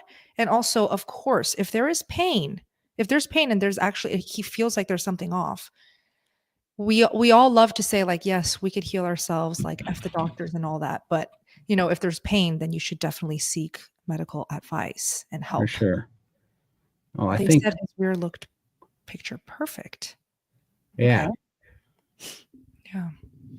Yeah, I don't, I would give it a little bit more time, right? And see if it keeps persisting or whatever, and then maybe find another doctor, because none of that sounds right. I can't imagine. Try a different meat, try fish, try a different meat for a while. Yeah. Was there pain for your husband, Peggy? Can you share that? Because she's active right now in the chat. Yeah. And I see other people also asking questions. So we'll leave it here for now, but we can circle back. Okay, we got a couple super chats, but I'm trying to find a comment that goes with this. Didn't Olivia earlier ask? I'm pretty sure. She did, but I she don't did think one? yeah, this is another wow. one. Unless Lindy's sure. back. Sorry, I'm back. While you find that, we've got one for you, Lindy, if you don't mind. I'll read it. Yeah, sure. Great. So Stacy says, Lindy, what's some foods you would recommend for those that do not have a gallbladder? I had a tummy tuck last year, 10 pounds off. You ever questions? I am on the SPG network. Okay. Oh, nice. Gallbladder. I pretty much eat everything. Just really have to cut back on the fats. I don't add a lot of extra fat, but you have to find the balance, because there comes a point where you undereat the fat and then you start losing your hair, like I did. I restricted the fat because I had diarrhea for the first 6 months of my journey, started to lose my hair. So I had to slowly introduce the fats in them. But I still eat my steak. And I love slow cooked meat. I do cook my steak from frozen, much to Todd's disgust. I keep it super easy and convenient. I do find I tolerate the fats a lot more. It's just gradually added in until you can sort of tolerate it. But you will get there. And occasionally I have a little flare up where something doesn't agree with me and I'm on the toilet straight away. But pretty much 90% of the time I can cope with having a lot of fat now. So you will adjust. Yeah. And since you're an SPG, keep us posted, please. Check in daily, connect with Lindy in there. She's always in the meetings. She's great. All right. Thank you so much, 40 Traveler, and welcome. So this one says, hey, Bella and co. Oh, I like that. Bella and co. Bella and friends. Is there a time and place for low fat, lean carnivore? Salisbury and Stewart both have fascinating old books on it. Essentially, lean ground beef only, outdated, or is it good in some situations? Now, first thing I have to know, are you female or male? Are you female or male? Because if you're female, I would never, ever, ever, ever recommend low-fat, lean carnivore, even if it's like 1 or 2 days out of the week, because why? Why would you do that to yourself? You're just going to like catch up for it, the other days of the week. Why not just eat a moderate fat or just do high fat and commit every day of the week? And the reason why I say absolutely not for women is because our body actually needs saturated fat to function. You cannot cheat your body out of eating low fat. I've tried it. 6 years I've tried it. I've tried to force myself to fit in that box. And I ended up just like everybody else, losing my period, wrecked skin, hormones, just brain fog, like unbelievable brain fog. So unless you want those types of symptoms, just don't even bother. And we've also seen members and team members as well actually use themselves as an N=1 and do the lean and do the low fat stuff, just to test it out and see what happens. The weight loss happens, but it doesn't stay. So I see that as a big red flag. If the weight loss doesn't stay when you eat a certain way, is that really something you want to live on, right? Is that a lifestyle that you want to put the energy, time, and cooking and effort and money in if it's not going to stay? So priorities to me, right? So did 40 Traveler say male or female? Let me go look here. I don't see any messages. Mm-mm. But I really hope that that helps you decide whether or not you want to take it seriously. And even if you are a guy, Todd, like, would you recommend low fat, lean carnivore for men? Well, no, that's why I was trying to see like what outcome exactly. I think you must be just the only way that makes any sense at all is if you're trying to lean out, and I mean, yeah, it'll work. It'll make you leaner for sure. But at what cost? Like, why do you want to be leaner? Like, so I get it that there's this kind of push to do that and to kind of rush it, but also your mental health is going to suffer from it. Your energy is going to suffer from it. You could end up losing hair. Yeah, exactly. Your hair is going to suffer from it. Your eyesight can suffer from it. Your cortisol can raise, which can also, it could be a real pain to try to lose weight when you have high cortisol. And so I would just say why. And also I'm convinced that ruminant animals are perfect biological food for our species. And ribeyes 70% fat and 30% protein. Like, it's a perfect mix. You know what I mean? Or sorry, I said that backwards. But anyways, by weight, and that's exactly what our brain is 70% protein, 30% fat, and so it seems to me like even our meat knows what we're supposed to have. It's like it's already perfectly there. It's just that somewhere along the line, we decided that we're supposed to look like we've been dehydrated in the sun for 6 weeks. and we're supposed to look a certain way, where I like what Kilt says, that a little bit of weight is a good thing. It keeps you, has a lot of energy, it keeps you pretty healthy. And it's just, so it must be kind of a look, I guess, but I've never felt good on low fat, and I did that coming to carnivore. I was on a high protein, low fat, moderate carbohydrate diet, and it was literally the worst mental health diet I've ever been on. That was the one that made me the most suicidal. It was everything I could do to stay alive for the 14 months that I did that diet. And I lost like 37 pounds was all I did in 14 months of that misery. And it was like, why, Yeah. And did it stay off, Todd? No, not a chance. But, the high fat and eating intuitively, sometimes I eat 80-20, sometimes I eat 65, 35, but it's whatever my taste buds want. But that always keeps me happy. If fat tastes good, I will eat it, eat my fill of it, and my body's fine with it. If fat doesn't taste good, then I just set it aside. My body seems to always have the right ratio for me. Yeah. Well, Lindy, please go ahead. No, I was just going to say that as well. If it tastes good, eat it. If it doesn't, then stop. I think it's your body's way of saying that, I don't want it. You need to listen to your body. But I restricted fat for the, first few months of my journey, and then started losing the hair, and I had to introduce the fat back in to get that sorted. And I craved it. I really loved it. And I still lost weight having that extra fat, but I still had the mentality fat makes you fat.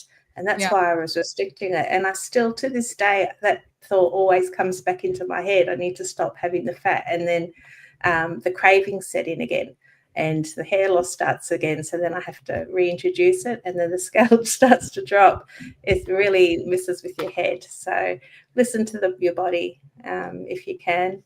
You will get there to the point where you can listen. I love it. Love it. Yeah. I didn't see anything from 40 Traveler in the chat with details. So hopefully that's helpful. I think it's safe to say, for both men and women going into carnivore, the low fat thing, the lean carnivore thing, it's not popular for a reason. It just doesn't really work long term. Yeah. For All sure. right. Great. All right. Oh, thank you, Thomas. Through one more super chat, I saw you, Todd, on the Zoom yesterday. Ooh, I was the winner last week or so on HHL. Oh, that's awesome. Healing Humanity. Right Hi. on. Oh, great. I'm awesome. Yeah. Great to see you in there. Then awesome. I'll see you in the H&H when I'm over there too. But yeah, thanks for watching. That's awesome. Glad you won. Did you win a membership or did you win a t-shirt or salt shaker? Which one did you win? Love to know. Yeah, let us know in the chat. Congrats, For sure. Thomas. All right. I'm trying to find a comment for this one that just came through. By the way, we should shout out HH's new community. Yeah, right? Healing Humanity. Yeah. Healinghumanity.life. Go check them out. It's they have a awesome carnivore community over there as well. And they're also, it helps support the Healing Humanity documentary. So it's an awesome community over there. Yay. And Thomas won the membership, he says. Oh, that's awesome. Well, then I'll definitely say hi when you're in there next time, Thomas. I'd love to talk to you. Great. Right. Does Stacy have a question here? Yeah, I'm looking for it. I can't find one. I think that was a question I just answered for her. Oh, great. Okay, perfect. All right. Well, thank you for the super chat, Stacey. All right, we'll go back up here to the top. Yeah. Oh, okay. I got you. Okay, awesome. All right. Oh, this is Stacy's or Sherry's? Or no question? No, I think she already answered this one, right? Ah, okay. Yeah. I see this in a recent chat. Thank you, all of you. I am enjoying this. Okay, good. If you have questions, put it in. We'll circle back. Thanks so much. Great. All righty. Sherry, I was drinking kefir, cottage cheese, sharp cheese. Stop. All right. I mean, I don't love the sound of kefir. It sounds so dumb to me. I like kefir. It only sounds dumb when I say it because I say it with a redneck song. That's not what I meant. And it's a habit now. Kefir. Okay, cool. Yeah. Cottage cheese, sharp cheese. Stop because maybe doing too much dairy. Are we supposed to refrain from dairy? All right. So typically we see dairy inflames a lot of carnivores, but only because carnivores, they don't know yet to buy raw dairy. Like, this is an insider tip that you kind of learn as you get situated in this community. But I'll tell you right now, if you're new, you just came in here, don't buy pasteurized dairy if you can help it. And how you know if a piece of dairy is pasteurized or not, just read the ingredients list, flip it over, look at the dairy ingredient. It will always be labeled pasteurized if it's pasteurized. And so finding raw unpasteurized dairy is absolutely the way to go if you don't want the inflammation, the weight gain, the added water weight. And you can find that by going to realmilk.com. It's a website. So put that in your internet browser. Todd, did you want to add?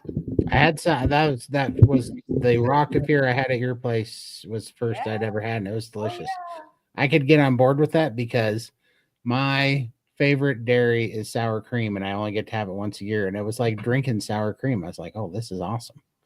So, yeah. Do you think you could moderate it though, Todd?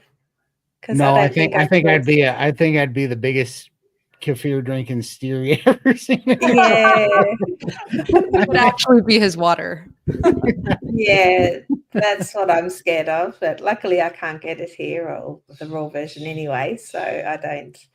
But I just stay away from dairy because I can't moderate it. See, and like, I'm so glad you guys are here in these lives because I strongly believe Todd and Lindy, they both represent most of the carnivore community. I really do feel like now, 6 years in, and like the longer I live this lifestyle, I become more and more of an anomaly. So I don't really love to use my own personal experience as like the go-to recommendations ever, because I do see most people, they just cannot moderate dairy, right? Well, and I think that's a good plan. That's definitely to start. But I also think what might be happening is people might be healing, just like people that had histamine intolerances can later tolerate histamine. So, like, I think that the longer you do carnivore and the more you heal, I think there might be a day where I could moderate dairy. Now I don't know, but I wonder, because I just know that this gets so much easier the longer I go, and I've only been doing it 2 years, that I wonder how much stronger I'm going to be, and how much more removed from that addictive compulsive person that I used to be the further I get down the road. I kind of wonder, you know. Absolutely. And that's the exciting thing about carnivore, because your results never plateau. Trust me when I say this, right? Your results really don't. And every day I get to wake up living another day of carnivore, and I'm always surprised. There's always something that catches me off guard. Like either it's my energy one day, my period experience. Sorry if it's TMI, but it's always something. And it's just such a gift that we get to live this lifestyle, and we've even discovered it. And then on top of that, we have these awesome community members. Yeah. So thanks, guys. For sure. Great insight. Okay. Let's see here. Did we do this one yet? I don't think so. Awesome. I don't No. think so. Okay, so 7, Rosanna, welcome. I've been eating beef only for 2 months to help alleviate tightness in my lower legs and tingling on the bottom of my feet, but no relief. I feel like I could easily eat a whole lot more. Okay, both of you guys can chime in on this. I was taken over, like, I'm 3-year carnivore now, and I still have a little bit of tingling, but it's taken a long time for that to heal. So you're only 2 months in. I just keep going. And maybe a vibration plate might help you as well. Both Todd and I swear by ours. Yeah, I mean, your cat, like, I don't know what's going on with calves. I don't know if you have swelling that's causing the tightness, or if you have some neuropathy that's causing muscle tightness or something. But at any rate, I think for both of those things, you're going to benefit by having better circulation in your legs, because if you have tightness, you have poor circulation. Yeah. And that means that you really need to get a calf pump in, which the rebounders are really good for. Your calves are the heartbeat of your lymphatic system, and so you really need to get that moving.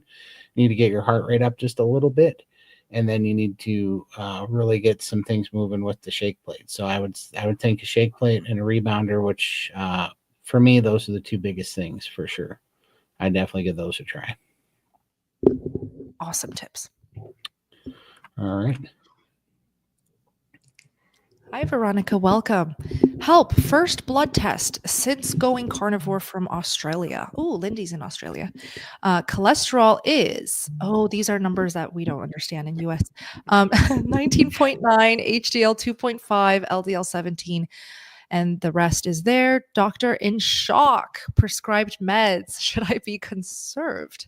Well, Lindy, what are your thoughts? Oh, I don't listen to my doctor. And like, they gave me the numbers. Thankfully, my numbers they were happy with. But yeah, you're only a few months in, aren't you? First blood test since going carnivore. So I'd like to know how long you've been carnivore. And I think you always get worse before you get better as well.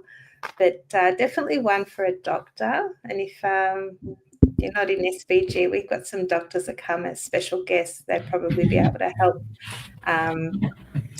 Just give you some relief on that, just some guidance on that one. But maybe look into Dr. Philip Bavadia. He might have some really good videos that might sort of give you some help there.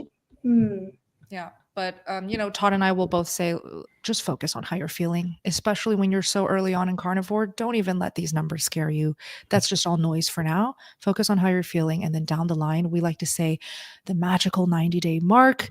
Go ahead, get your labs tested, speak to an actual expert on carnivore lab work. Okay. There's many. Yeah. For sure. Absolutely. 100% agree. Awesome. Hi, Alito from Idaho. I've been eating a good bit of pork belly. Bella? Oh, rhymes. Or no, belly Bella. How do you like pork belly? I love pork belly. Oh my gosh, it's so good. And I think bacon sucks compared to pork belly because you get to have fresh pork belly and cook it however you want. without all of the spices, seasonings, salt. Oh, so salty when I eat bacon, and the inflammation. Because when you're eating all of those spices, there's going to be inflammation attached to it. You can choose not to be nitpicky about it, or you can just choose the better option, which is fresh pork belly. So I eat pork belly whenever I can get my hands on pasture raised pork. This is something that I now really do maintain my strictness on. Is I don't eat factory farm or generic grocery store pork, or pork belly for that matter, even if it's fresh. I just stick with pasture raised, and this is just a personal choice because I have seen when I eat factory farm pork, I get more inflammation. And I've put two and two together. I've experimented enough to see that like grocery store pork is inflammatory. And we know that if you know that the omega-6 is higher, obviously it's going to have more inflammation. Just like when you eat seed oils. Seed oils extremely high in omega-6. Throw away the seed oils. But pork kind of delivers a bit of that inflammation for me. So I stay away, grocery store pork. But when I get pasture-raised pork, phenomenal. I will eat it all day, every day. Okay? For sure. Yeah, pork belly is delicious. I've been playing around with smoking it and then taking boiling pork fat and doing it kind of like Peking duck, where you dump it over the top of the pork to make the crackling. That's been really good because it's really hard to get the crackling crunchy in the smoker, and I like the smoke flavor, but I also like it when the fat's really crunchy. And so I've been playing with that, and it's been a lot better for sure. Smart. Yeah, see, I can't eat pork. I made a pork belly the other day. I hadn't had it in a long time, and I ate it, and I felt nauseated. Couldn't eat it. So my husband ended up finishing it off. Yeah, it just doesn't agree with me. So I love the crackle, but it doesn't like me. Yeah, it is very fatty. Awesome. Hello, Sarah and She and Dragon. Welcome. So this is for me. Thoughts on switching to carnivore in first trimester of high-risk pregnancy? PCOS, obese, previous premature child loss, my daughter-in-law. Oh, this is for her daughter-in-law. Wow. Okay. Thanks for all the details. Because of the history that you've included, and because you did state it's a high-risk pregnancy, I highly recommend that your daughter-in-law does not do carnivore quickly. As in, do not go into carnivore overnight. Do not transition quickly. Instead, give your daughter-in-law all the time that she needs to slowly transition into carnivore. And the reason I say this is because I've seen too many times the adaptation phase is so rough on a lot of new carnivores who jump right in that it pushes them away from continuing because it's so tough and uncomfortable, and the oxalate dumping or the histamine intolerance. You're just exposed to a lot of things that may cause discomfort for your daughter-in-law. We don't want that. I think really the first step but you're thinking absolutely in the correct path. It's amazing that she has you. Eat more meat, eat more fatty meat with whatever she's eating. Right, when is Dr. Kiltz going to be on SBG? Good question. Oh my gosh, that's 22nd of January. Okay, there you go. January 22nd. You can actually speak to Dr. Kiltz in that live call, and he'll probably give you the best advice because he's the expert here. Yeah. I don't know if you're if you're in SBG, but if you are, definitely check out Dr. Kiltz, because Dr. Kiltz is a what do you call Dr. Kiltz? So he's a OBGYN, fertility expert. Yeah. He's a carnivore fertility expert. That he's absolute, authority on exactly what you're talking about. So even if you just join for a month, just to be able to, because you need to get in and post your question early so that it gets answered. So that it can get up at the top. But if you could do that, that would be absolutely the best advice you could get. I mean, anywhere that'd be the guy I'd want to hear from. That's true. That's true. He visits every month as well. So yeah. He does visit every month. And actually a lot of his meetings these days, he likes to do raised hands. And if you do join, Sarah, just email and I'll make sure He answers on the 22nd because I really want to help your daughter-in-law. So there's the link right there. And if you guys want a clickable link under the video. Okay. That's awesome. All right. Hi, Ashley. Welcome. I'm doing 60 carnivore for weight loss. Does she mean 60 days? Okay, 60 days carnivore for weight loss. Any suggestions for fast results? I don't have suggestions for fast results. Like, I'm so sorry. I'm not going to be the source that you guys should come to if you guys want fast results, because this is no longer something that I believe in and will ever recommend, because I want you guys to thrive. And to thrive, you have to be able to keep your results and also feel good at the same time. So whenever I see questions like these, especially from women, it is popular. I firstly want to say, I feel you. The whole pressure of like looking thin or fit or losing weight, absolutely, it's at the forefront in our culture these days. But you need to prioritize your health. You need to first focus on like feeling amazing. Then you can be the best mom, the best friend, the best coworker, all of it. I promise you it's worth it to just put the extra time. So Ashley, it might actually take 90 days, maybe 120 days, heck, maybe even 60 days like you imagined, but like set your real, what's the word? Your expectations right. Okay. Sure. Don't do this for fast weight loss, because this is not the answer. But what you can do is just do carnivore correctly and in the best way possible by setting yourself up for success. I don't mean to sound like a broken record tonight with everyone here, but community helps. It actually does. Okay. Helps a lot. 100%. So we hope to see you in there. Go ahead. Well, and healthy is way more attractive than skinny, by the way. I'm just going to throw that out there. 100%. For sure.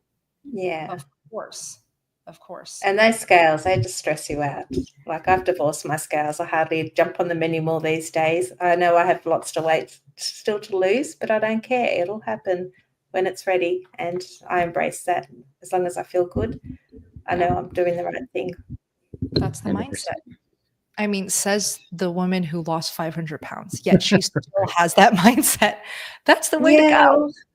At five, when you're 700-800 pounds, the weight does drop off very quickly to a point. And now I'm like everyone else, where it's now very slow.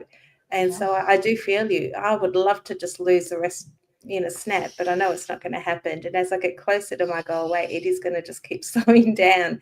But being in the community, I have a lot of tools in my belt that I know all the different little tricks to ramp up the metabolism and to get me out of trouble. So, absolutely. And keep me motivated, because I know there's going to be times where things are just going to stall because I'm healing. So I know all of that, and just by keeping in the community, they inspire me to keep staying the course. Let me just jump on that real quick and give you guys perspective here. Lindy is one of the first members in SBG where when she first joined, she was actually so timid and shy and maybe a little bit unsure of this carnivore lifestyle that she never, ever, ever spoke in the meetings. She didn't even turn on her camera for months and months and months. But what Lindy did right was she stuck with the tribe for a long time. So if you guys actually think you need it, I'm telling you, it really does make a difference. But we also see a lot of carnivores who kill it since day one. Like, they are so independent. They got this. They don't need it, I guess, but like I myself, I'm so good at committing to stuff, but man, the magic, the connection, and the love that's in a community, it's bomb. Yeah. It's family. Look, I'm about as stubborn nose as it comes, and I did not think I needed a community. I thought communities were for sissies, and it was for safe spaces and trigger warnings and all the crap that I detested in my life. And I was not about that at all. And, I lost over 200 pounds not in a community. But when I got in SBG, I was looking for all the, I thought I had a bunch of preconceived notions of what it was going to be. And then I got in there and all I saw was a bunch of people that had nothing to gain other than they're all trying to find health, and they all were crowdsourcing experience information and fast tracking results and getting to the truth. And when I saw that, I'm like, oh yeah, I'm an idiot. I'm just a moron. This isn't a drum circle. This is a freaking, it's a think tank of results with people that don't have anything to sell you. Nobody's trying to be impressive or sell you anything. They're all just like, I'm sick and I'm trying not to be sick. And the doctors and the medical system has let me down. And so I'm like, oh yeah, this is definitely my team, because this isn't an infomercial. Nobody's trying to show off. This isn't about abs. This is about not being sick. This is about getting your health back and getting your life back and getting a second chance. So no, I think everybody needs a community. I really do. Especially, I mean, look, it's the community and the environment that they've tribalized in our culture that got us sick. It's everybody that thinks that meat's bad and cholesterol's bad and saturated fat is bad and all this stuff. How are you going to combat that whole system on your own? You're not.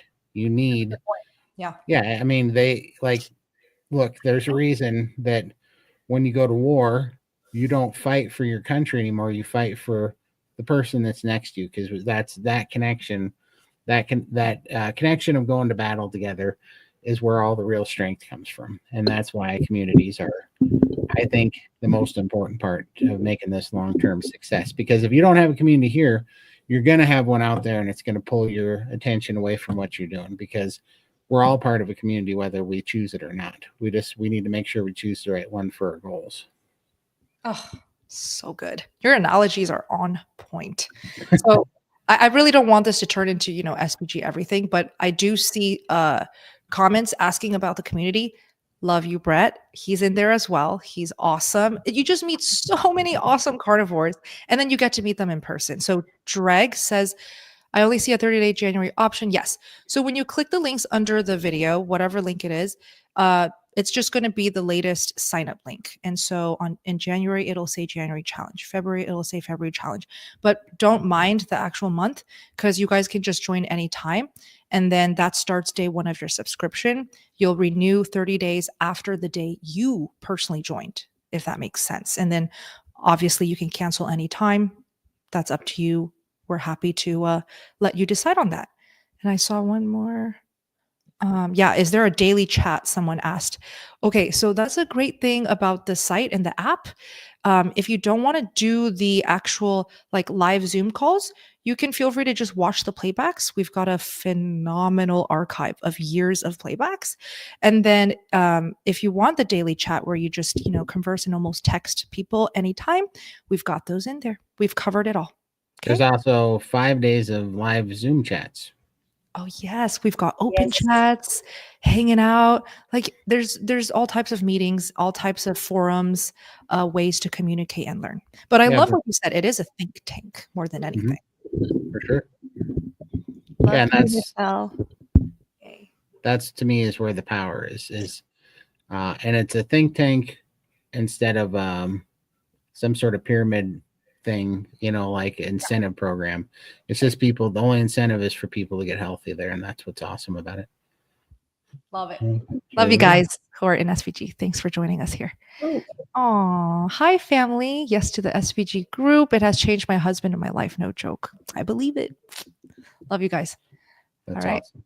Oh, and speaking of which, thank you so much for the super. Ooh, thank you, family. That's so sweet. Appreciate it. There's another super chat as well. Yeah, I got two. Okay. Caleb. Oh, hi again. Hi again. How do you cook a rack of lamb? Okay. Well, firstly, what are you doing on your Sweet 16 on our live stream? You should be partying.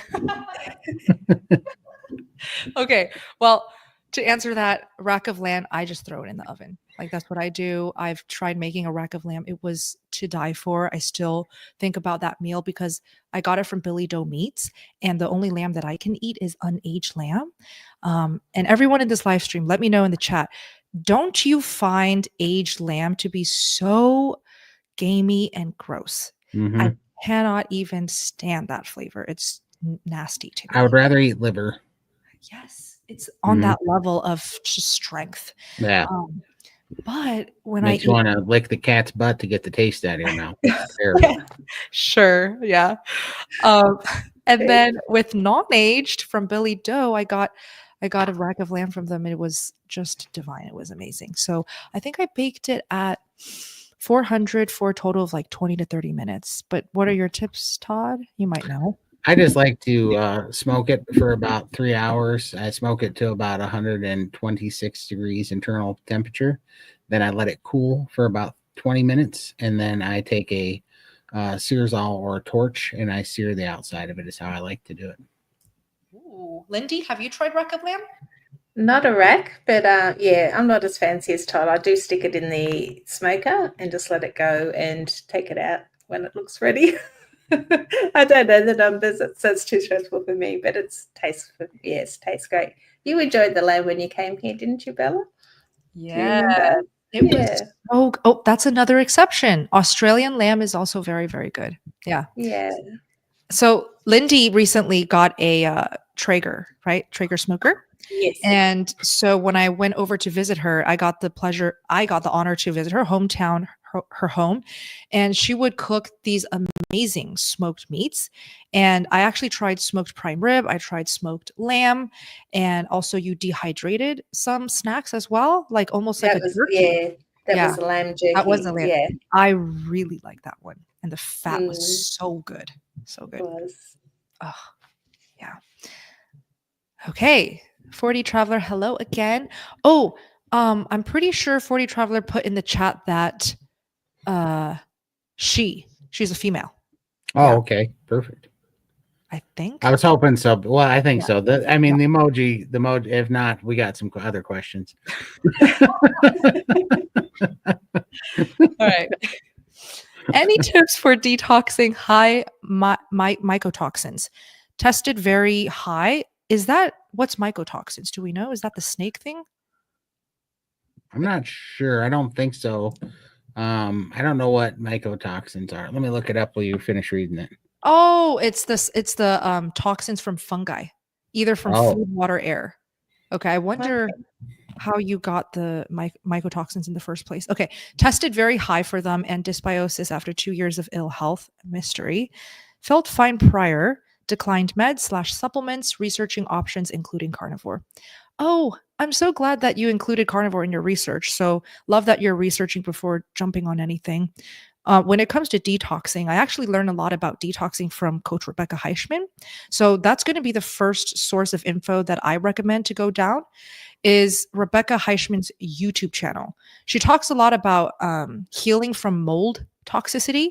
She's actually healed herself from mold toxicity herself. And she also talks a lot about detoxing from heavy metals as well. Any ideas, Todd, here? Man, I really don't. To me, I think I get the most detoxing, and I've never had this issue with these toxins from the mold. But for me, for me, I get the most detoxing when I do long periods of fasting and dry fasting. That's when I see my body start cleaning stuff out. But I really couldn't tell you. I don't have any experience. Now I do know that what is Adrian's channel? Adrian, the Biggest Loser. Oh, we'll find it. I know that she deals with that a lot, and she's using carnivore to heal her mold toxicity, and so I think she's got a lot of really good information on that because I know that she even just recently I think had to move because she's so sensitive that if any of that even gets on her couch or anything, she starts having migraines and infections and things. I'm pretty sure. Okay. Adrian Gledhill. I've linked it, Lindy. Thank you. Oh, sorry. Yep. Awesome. So we've linked Rebecca's channel and Adrian's channel. So hopefully that'll give you plenty to research and learn more of. And yeah, recently I've been hearing a lot more about this whole mold toxicity. I think Michaela Peterson was who brought a lot of attention to it, because she was going through mold toxicity and she was trying to heal from that. So there's another one is Michaela Peterson. Yeah. And Dr. Darren Schmidt out of Ann Arbor, Michigan has a YouTube channel too.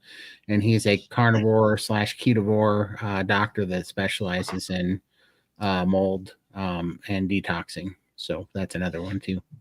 Awesome. Perfect. All right. Let me get this one closed up. Keep us posted. And I really do hope you give carnivore a try. It's probably worth it for healing. For sure. Yeah. Maria, I have lipedema. Is that why I cannot see or feel any of the benefits from being on carnivore diet? I've been on it for 4 months, haven't lost any weight or fat. I do strict carnivore. Perfect candidates to answer here. Well, you go first. I would need a lot more information, but 4 months, if you have a compromised lymphatic system, you're just going to burn fat way slower, and it's going to be a lot harder for you to become fat adapted. And the fact that you have a compromised lymphatic system is also a telltale sign that you're pretty insulin resistant, which takes a long time. So you are just kind of further in the woods than a lot of people are. But this is your best hope, because if you do carnivore, you will get nourished, and you'll have the least that you'll get rid of inflammation, and then you can start working on fasting. And fasting's important because you need to become fat adapted, and you need to clean out a real sluggish lymphatic system. Mhm. And so it just takes a while longer. But also really pay attention and really journal what's going on here, from what you're eating and also from how you're feeling, because it can be slow results at first, but they are there. And like I said, I know I keep saying this, but one of the first results wasn't getting better, it was not getting worse. I was getting sicker at a pretty alarming rate, by the week. It was noticeable, my decline, right? So stopping the descent into more pain and more sickness, and losing more energy, and not being able to sleep, and losing, being out of breath more, and need more oxygen, these things. That was the first sign. It wasn't that I was losing a bunch of weight at first or anything. It's just that I stopped getting worse, and it took several months to stop getting worse. Also, it sounds like you've been doing it for 4 months. So I would be so bold to say that you have at least greatly improved some eating disorders that you probably had before. If you're really doing it for 4 months, things are getting easier, because I'm certain that you weren't probably always effective at restricting for 4 months at a time before. I'm going to guess that was a little bit more difficult, but you need to adjust what you're doing, because you might just need to eat more. You might need more fat. You might be using a condiment or something that you're not realizing that's holding you back. Even something as silly as black pepper or something could really be causing you problems. So again, I'm not, I don't get paid anything for saying this.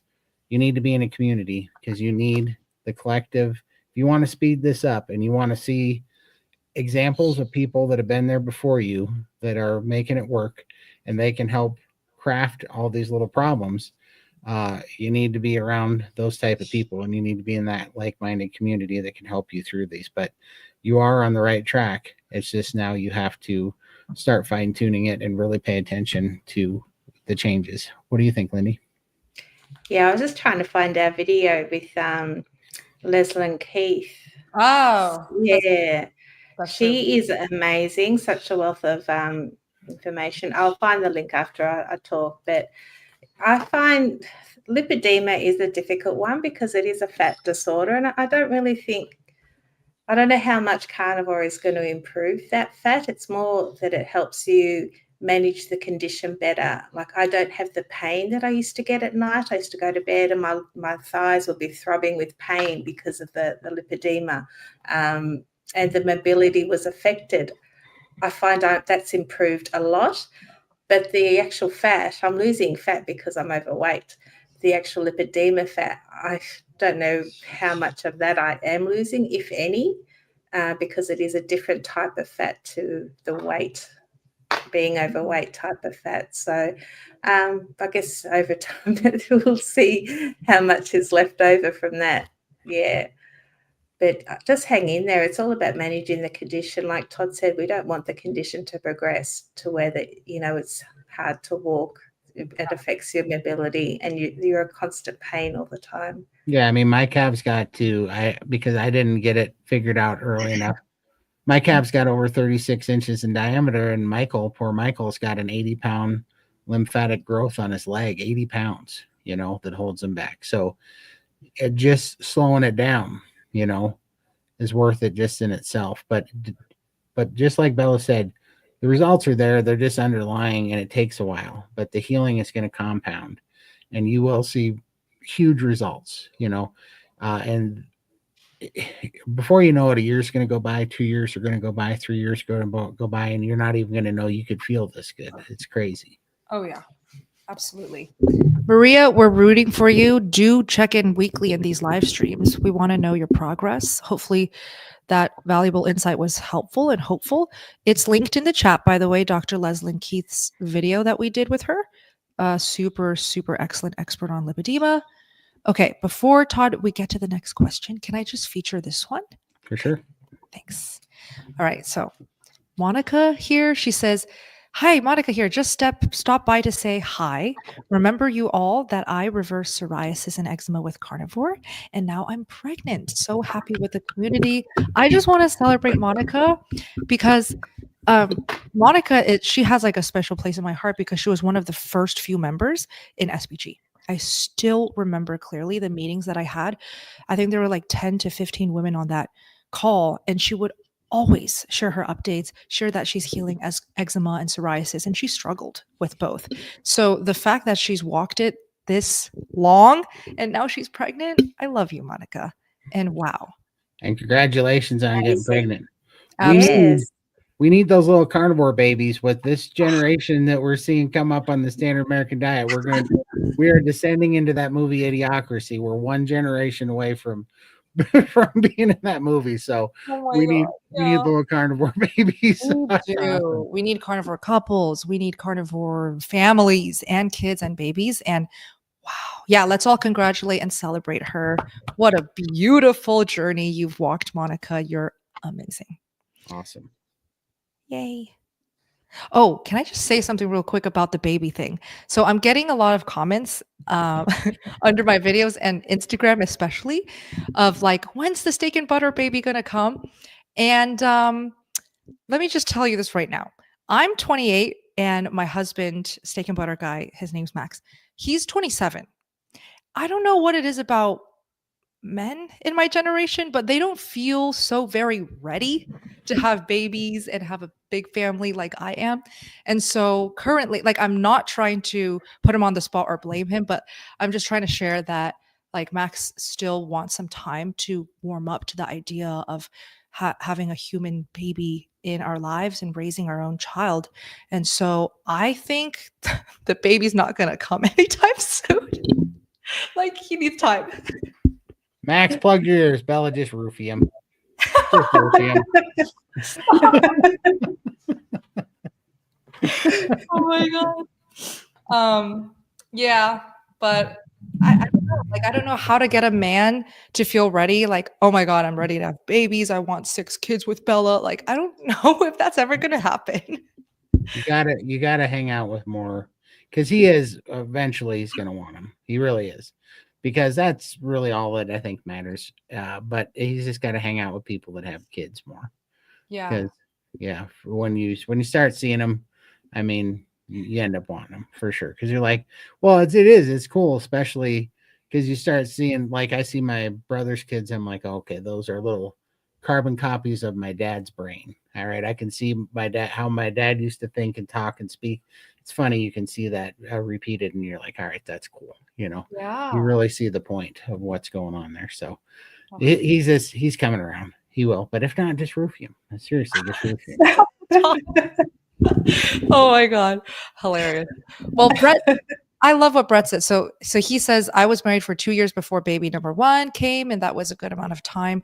You're still newlyweds, and you're so right, Brett. Like, that's what we're trying to embrace, is this newlywed life, which is amazing.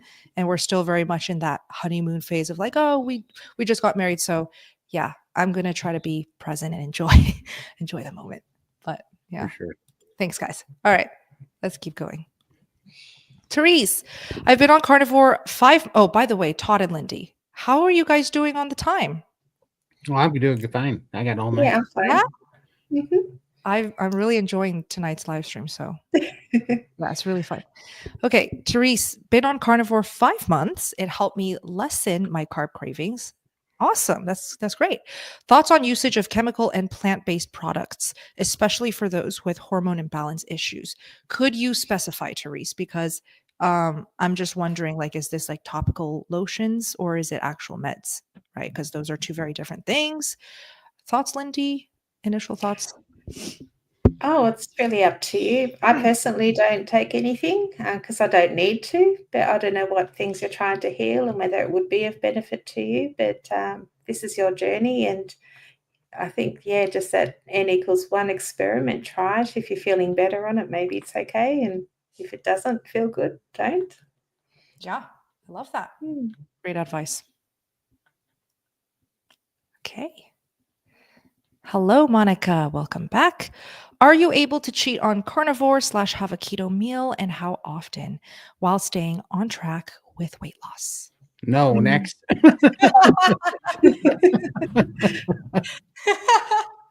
Oh, God.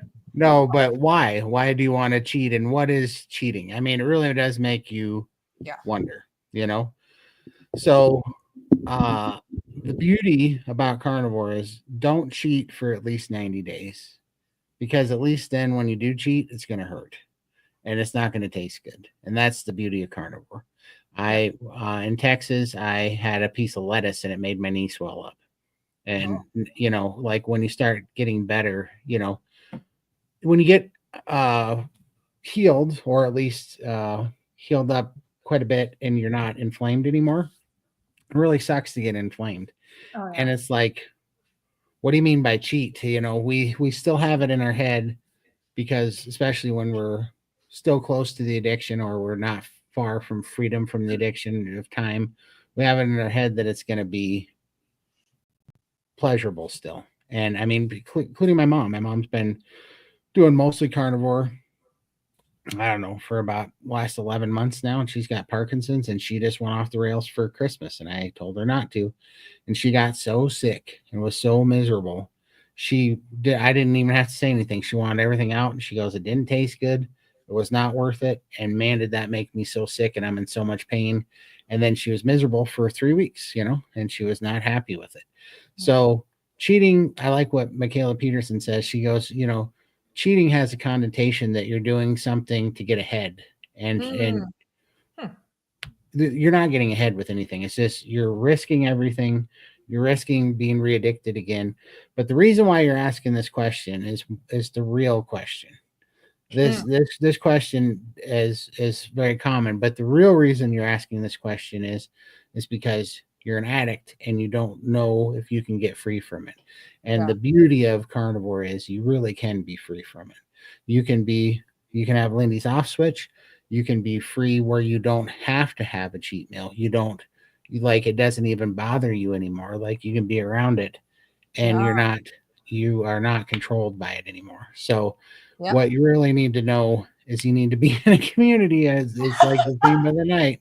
You need to be in a community around a bunch of people that have gotten the off switch so that you can understand that it's a real thing, that you really can be freed from it, and that you no longer even need a cheat meal. Like it's not a bridge, it's not a break, because in your mind right now, not having a cheat meal means that you're doing everything through willpower and white knuckling. And carnivore is nothing about willpower and white knuckling. You don't have to be hungry. You don't have to be stressed out. You don't have to have anxiety. You don't have to dream about food. You don't have to be sitting there shaking and withdrawing. You can actually get free from that. There's a little bit of discomfort for the beginning when you get through it. But once you get on the other side, you're free from it. So well said. Like you can only speak those words when you've actually gone to the other side where you're truly free from sugar. And so, you know, a lot of people, I'm sure, hearing what Todd said just now, they're like, I can't even imagine a life like that. I don't think I'm one of those. I don't think so. I'm hooked, right? So we see again a lot of community members, but also just people who share here on YouTube where when you get off the sugar, you almost have to face your true self. You have to peel off those levels, those layers of the onion, and there's going to be a lot of crying and mourning involved. And so again, like Todd always brings up community, but there is a good reason where when you have community, you can actually talk about it and you can actually hear about it. And yes, you actually do see people crying and opening up and realizing and feeling things they've never felt. Sometimes you can't do that alone in your own home, being the only carnivore that you know. So it's powerful for sure. But what Todd said, it's a real thing. As crazy as it sounds to some of you guys, it is happening to thousands of people. 100%. Me and Lindy didn't get over 700 pounds by having superhuman willpower and resolve. You know, we were as big addicts as they come. And I'm 2 years, I haven't had sugar or carbohydrate in over 2 years, and Lindy hasn't in over 3 years. It's not by willpower. We don't go through this hungry. We don't go through this suffering. This is actually, you know, people think it's restrictive. It's not. It's the most freeing thing because it requires no willpower anymore. It just requires a good community, a good game plan, being prepared, and understanding what our disease was, right? And once you understand that, it gets really easy, and it's just so freeing. And when you do screw up, it doesn't even taste good. It's so miserable. There's no. It's not a treat. It's misery, you know. So you don't even want it. So Yeah. But the short answer is no. Don't cheat. Yeah. And I've always been an emotional eater. So all my life, if I'm stressed, whatever happens, I always turn to food for comfort, which has been, that's how I got into so much trouble. Nowadays, I still have a lot of stress in my life. And if I'm not nourished enough, primed enough, then those cravings will come back. And Bella actually bought me 2 boxes of carnivore bars when she came to visit me in Australia. They're currently in my freezer, but I took one to my daughter's house. I was at her place and they were having their normal carb meal and I didn't want to eat anything. So I took a carnivore bar with me to have for dinner. Yeah. And I sat there and I cut the top off the packet and it was like sitting there eating a chocolate bar because it looked like, it was packaged like a chocolate bar. Yeah. And it was almost, I felt like it was a guilty pleasure. Like I felt like I was cheating because it was that habit of eating a chocolate bar. It was good. Like I really enjoyed it, but I know I could get into trouble with those. And that's pure carnivore. Like they're, you know, it's not something that, I mean, I could have it and not feel guilty about it, but I did feel guilty about it because it was a chocolate. It felt like I was eating a chocolate bar, but it wasn't really. So yeah, just the habit of eating something that was like it. So for sure. Yeah, those feelings are still there. So you just have to be mindful. And I recognize that, which is also a big learning curve for me, that things like that can trigger those emotions and to stay away from things like that. Yeah. So they're still I've got them in the freezer because I've seen a few people have them frozen and it's going to be a nice treat for summer. If I'm stuck for food and I need them as a backup, they're there for me. So I love it. So good. So good. I mean, if there's anyone to listen to and gain insight from about sugar cravings and getting free from food addiction, it is Todd and Limitless Lindy here. So I feel very lucky that both of them are here to answer these very important questions. I see a lot of chat messages just expressing gratitude to you both. And I've been trying to get them to make YouTube videos, like not just live streams, but YouTube videos for the longest time. And so you guys should kick them in the butt and be like, hey, post more videos when you go to their live streams. We're going to try. It's just so I don't mind talking to people, but I feel so stupid making videos because I feel like I don't know. I feel like I'm hamming it up or something, but one of these days I'm going to figure out how to do it and not be a dork, but my recorded videos always come out pretty terrible. So. Telling you, just take some practice, but like imagine that you're talking to Tim, right? Who's here right. And it just changes everything. Yeah. Tim, I'm gonna have to call you and have a phone conversation so you can make a video. There you go. Oh my God. Here's a rough one. Okay. Hi, Carol. Welcome. Why are my sugars higher on carnivore? I've been ketovore for 7 years and I'm type 2 diabetic on insulin? Well, there's a lot of factors there. So is Carol saying blood sugar is higher? Yeah, I think Probably, so. right? Yeah. Yeah. So how long do they stay high? And how long have you been carnivore? And what is carnivore to you? Because usually when I see people with high blood sugar, it ends up being a condiment problem. It ends up being a hidden ingredient in a label that they didn't read, or it ends up being a dawn phenomenon because you're stressing out because you're not having a certain thing. So it ends up being dawn phenomenon or cortisol related because you're stressing out. It's usually not actually dietary. It's usually one of those other things, and it takes a while for that to level out. So I'd also need to know how long you've been doing this. Yeah, I think you need to look at your HbA1c rather than your daily glucose checks, but definitely Dr. Tony Hampton is a good resource for that one. Yeah. And he'll be in the community, I believe it's the 29th of January. Yeah. End of the month. Yeah. Awesome. Yeah. That's awesome. All right. TK Carnivore, welcome, welcome. Any advice on how to get rid of gallstones? Doctor wants to remove gallbladder, but I would prefer other options. Todd? Yeah, just keep eating fat and they'll go away on their own. It's not going to be super pleasant, but the more that you eat fat, the more that it calls your gallbladder to make and also shake plates. That's also going to help you. So I just had some kidney stones, and the shake plate saved my life because kidney stones are miserable. I hate them very much, but it was the same thing because I didn't get kidney stones from eating carnivore. I had gotten a giant kidney stone from drinking my body weight times 4,000 on energy drinks over 29 years of poor life decisions. And then I got kidney stones from it. And then when I went carnivore, it finally started eating them away. They broke down small enough to pass. Same thing with gallstones. It's going to hurt. It's going to suck. But Ken Berry has an awesome video on that. And the more that you eat fat, the more that your gallbladder will start to produce bile. It'll break down those gallstones. And then eventually you'll detox them. It'll be kind of painful. But the shake plate for me on the kidney stones helped a lot to move those kidney stones and take my mind off the pain because it was not fun for sure. But that would be my recommendations. Awesome. Great recommendations. Oh. Awesome. Okay, Adam, welcome. 2 months in, still diarrhea. I'll take this one real quick. Diarrhea can last anywhere from a week to months. So ex-vegan here of 6 years, I had diarrhea for months. I want to say like 2 to 3 months. And the first 2 months, it was brutal.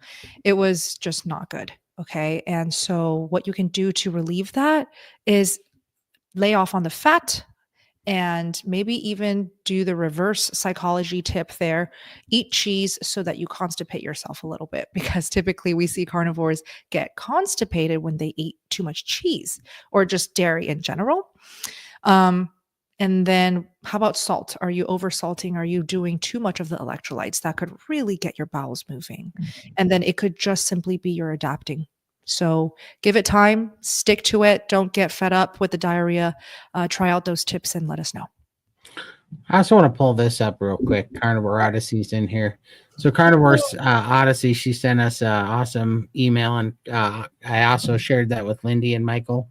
And she just did her 100-day check-in, and she's down, I believe, 77.6 pounds, and also 32 inches in measurements, which is incredible. Yes. And so we're going to give you a shout out tomorrow for sure on our live stream as well. But I just wanted to say congratulations. She listened to Michael and she didn't weigh for I believe 100 days. 100 days. Yeah. And but that's an incredible result. And she started at, I want to say, let me go to it, but I think she started at 435. So that's an incredible achievement. Amazing. Congratulations. Awesome. Bravo. I'm a he. Todd. What's that? Oh, sorry. I keep thinking every time the Carnivore Odyssey is my one. That's a she. So yes. I get them all confused. There's too many Odysseys. Ooh. This one's a beaut. Right on. Nice.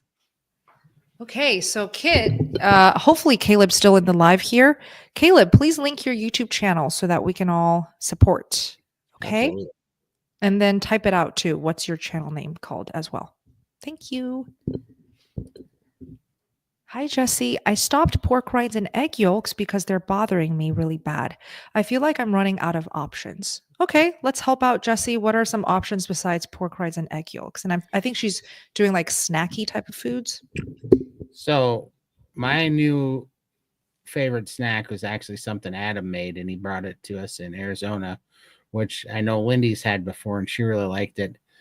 Version of it, anyways. And Lindy, you got to try this if you haven't tried it, because it's the only jerky that I actually like better than the jerky we had in Texas that Ashley made. But he took on a smoker, and they just took ground beef and ground it up real fine, and then used the flat jerky gun to spread it out on a rack and then smoked it.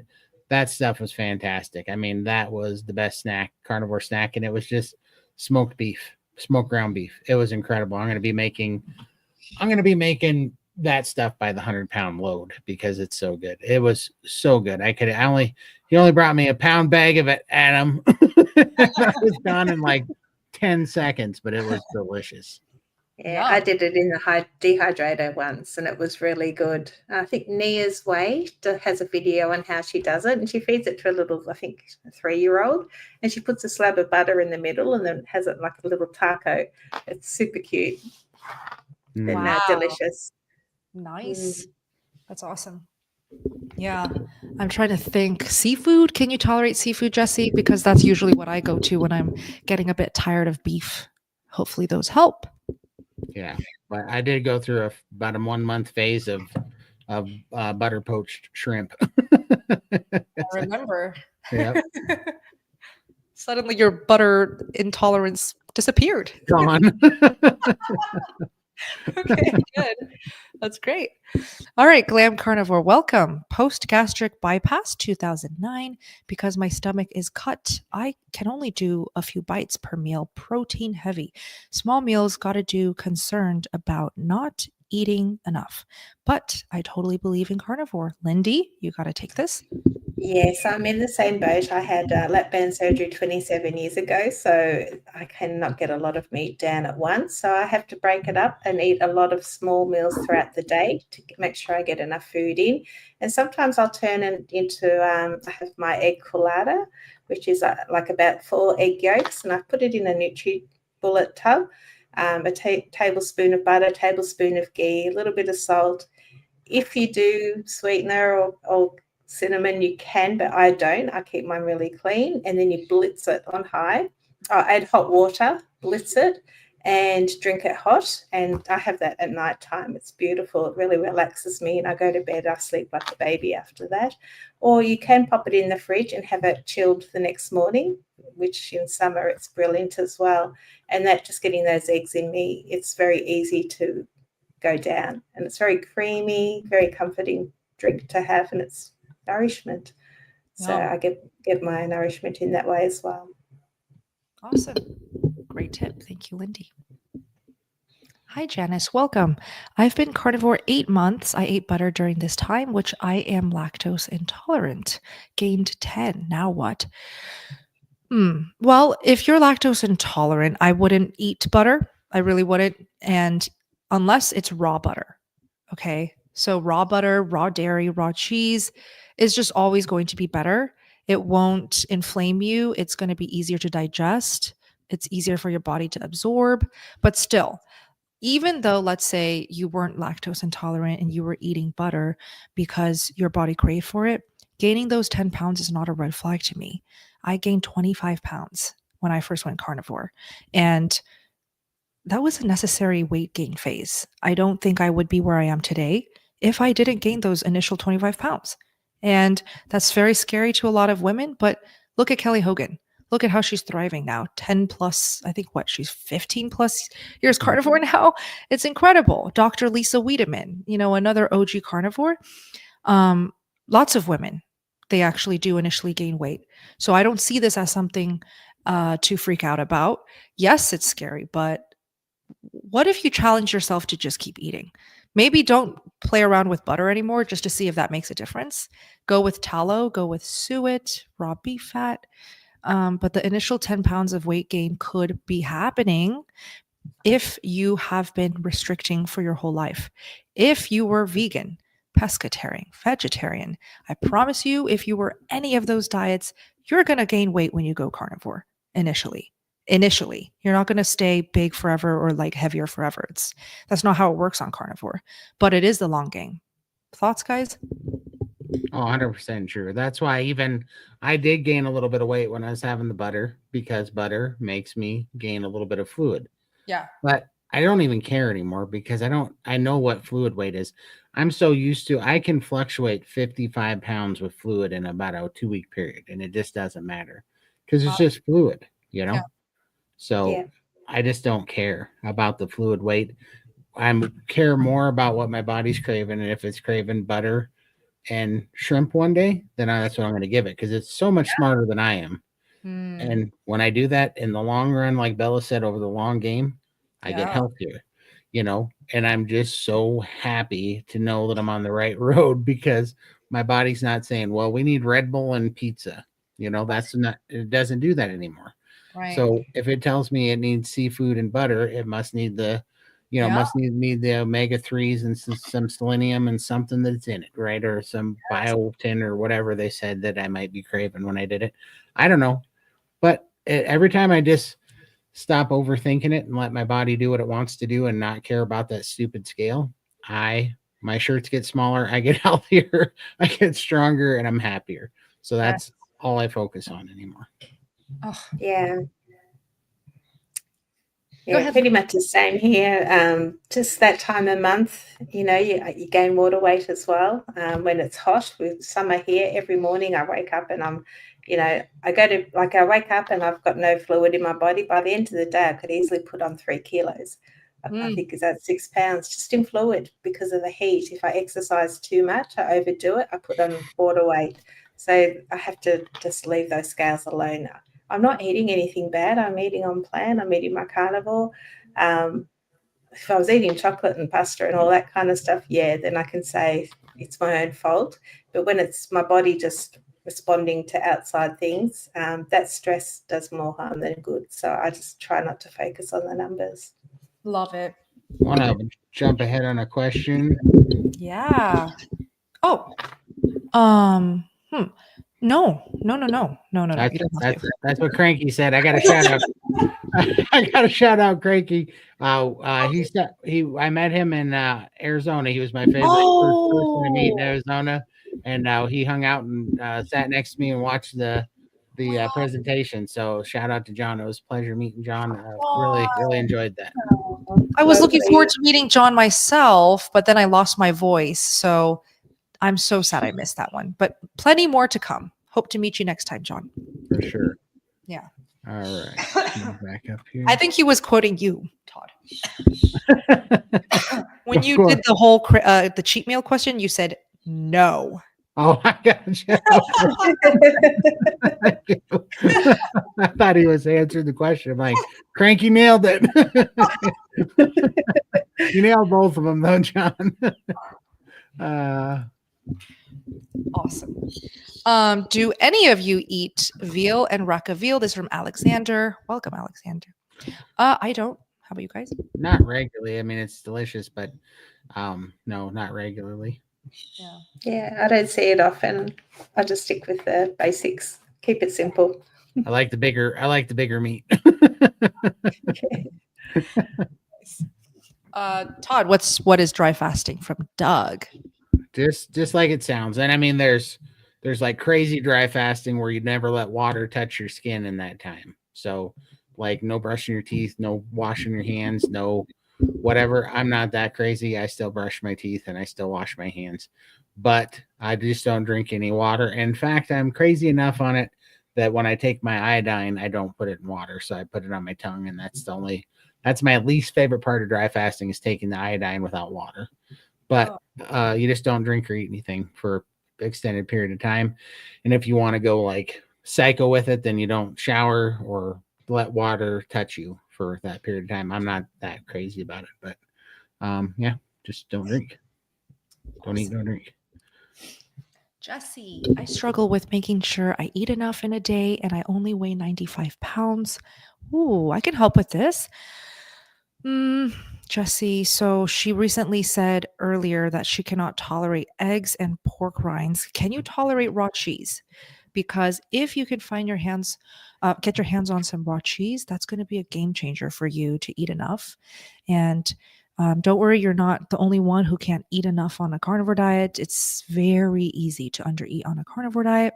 But since you weigh only 95 pounds, if your goal is also gaining weight, highly recommend raw cheese, raw kefir, even raw milk for you. If it doesn't give you adverse reactions, I would utilize these awesome ingredients to open up the appetite because these ingredients trigger the appetite to want to eat more. It's like a appetite opener. They're so delicious, right? So it makes sense that you want to eat more and more, and you should use that to your advantage. So try that out. 100%. Right. Okay. By the way, for those wondering, the glasses that I'm wearing, these are not sunglasses. These are called blue light blocking glasses. And the purpose of wearing these for me personally, I typically spend a lot of time in front of screens, which is not the best for health and all of that.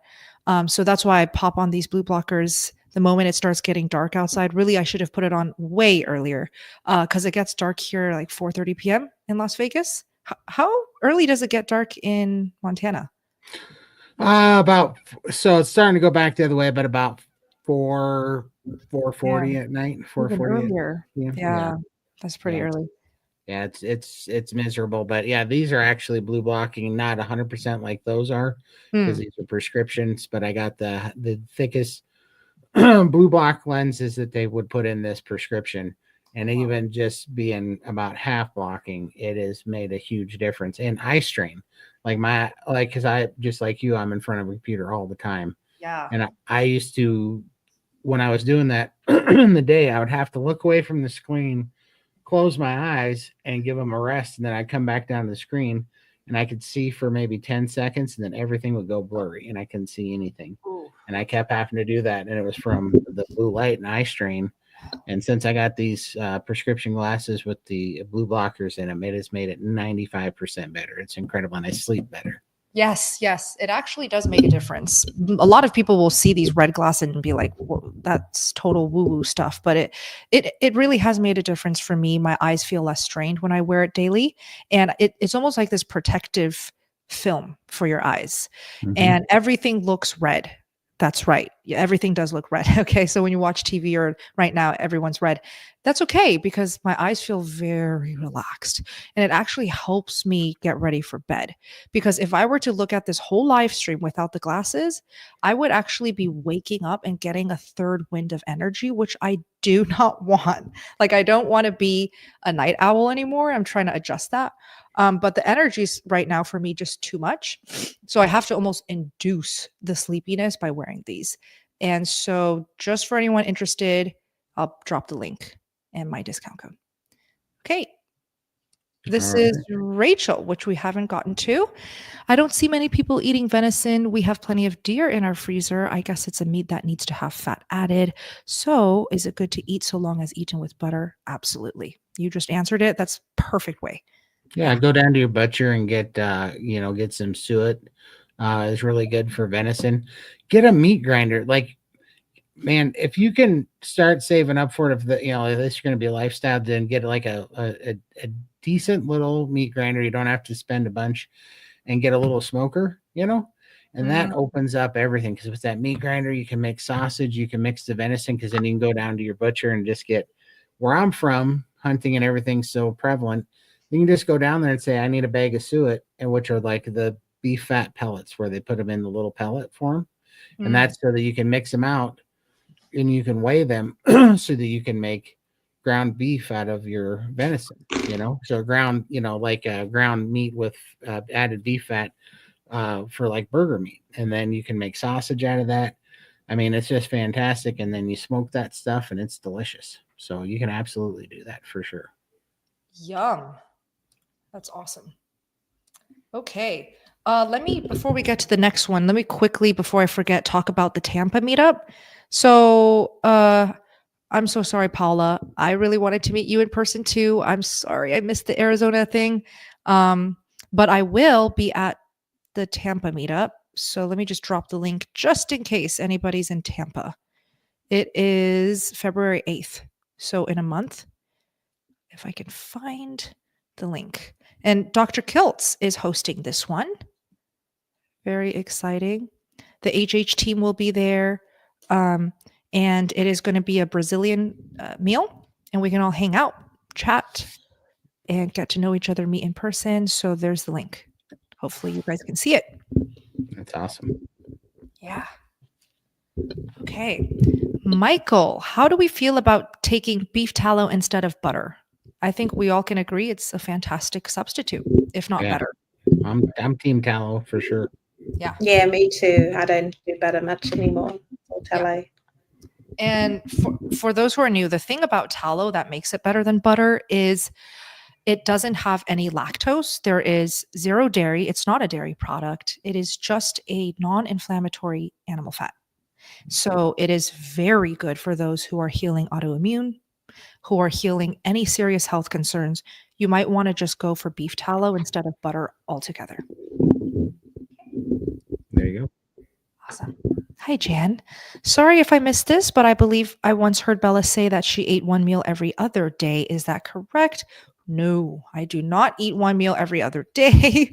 I will say maybe she caught a snippet of Raymond talking about coaching me through doing rolling 48s, which means 48-hour fasts how do you explain that? So 48-hour fasts over and over and over consecutively. And so maybe that's where you heard it, but that was only a small phase. I did about 7 or 8 of those, and then I called it quits because I started feeling like it was starting to hurt my hormones. And I can feel it these days, like, oh, I'm getting ravenous hunger again. That's not a good sign for me. I do not want my ravenous hunger back. I just want a stable hunger appetite. And then I did a very long period of OMADs, stopped doing that. Just because, again, like I listen to my body and I know what it needs, what it can be challenged with. So I challenged my body with OMADs for a long time. And then I started focusing on let's just eat 2 meals a day. So these days I go by my body. I'll do a mix of OMADs and I'll do a mix of 2 MADs, but it will not be OMADs every day. Certainly not every other day. Okay.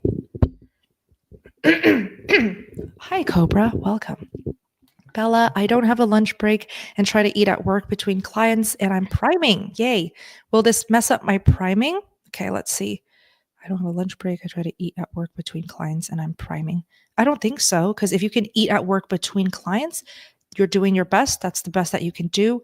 And that's going to be amazing. Like, so we don't require perfection when it comes to the priming protocol at all.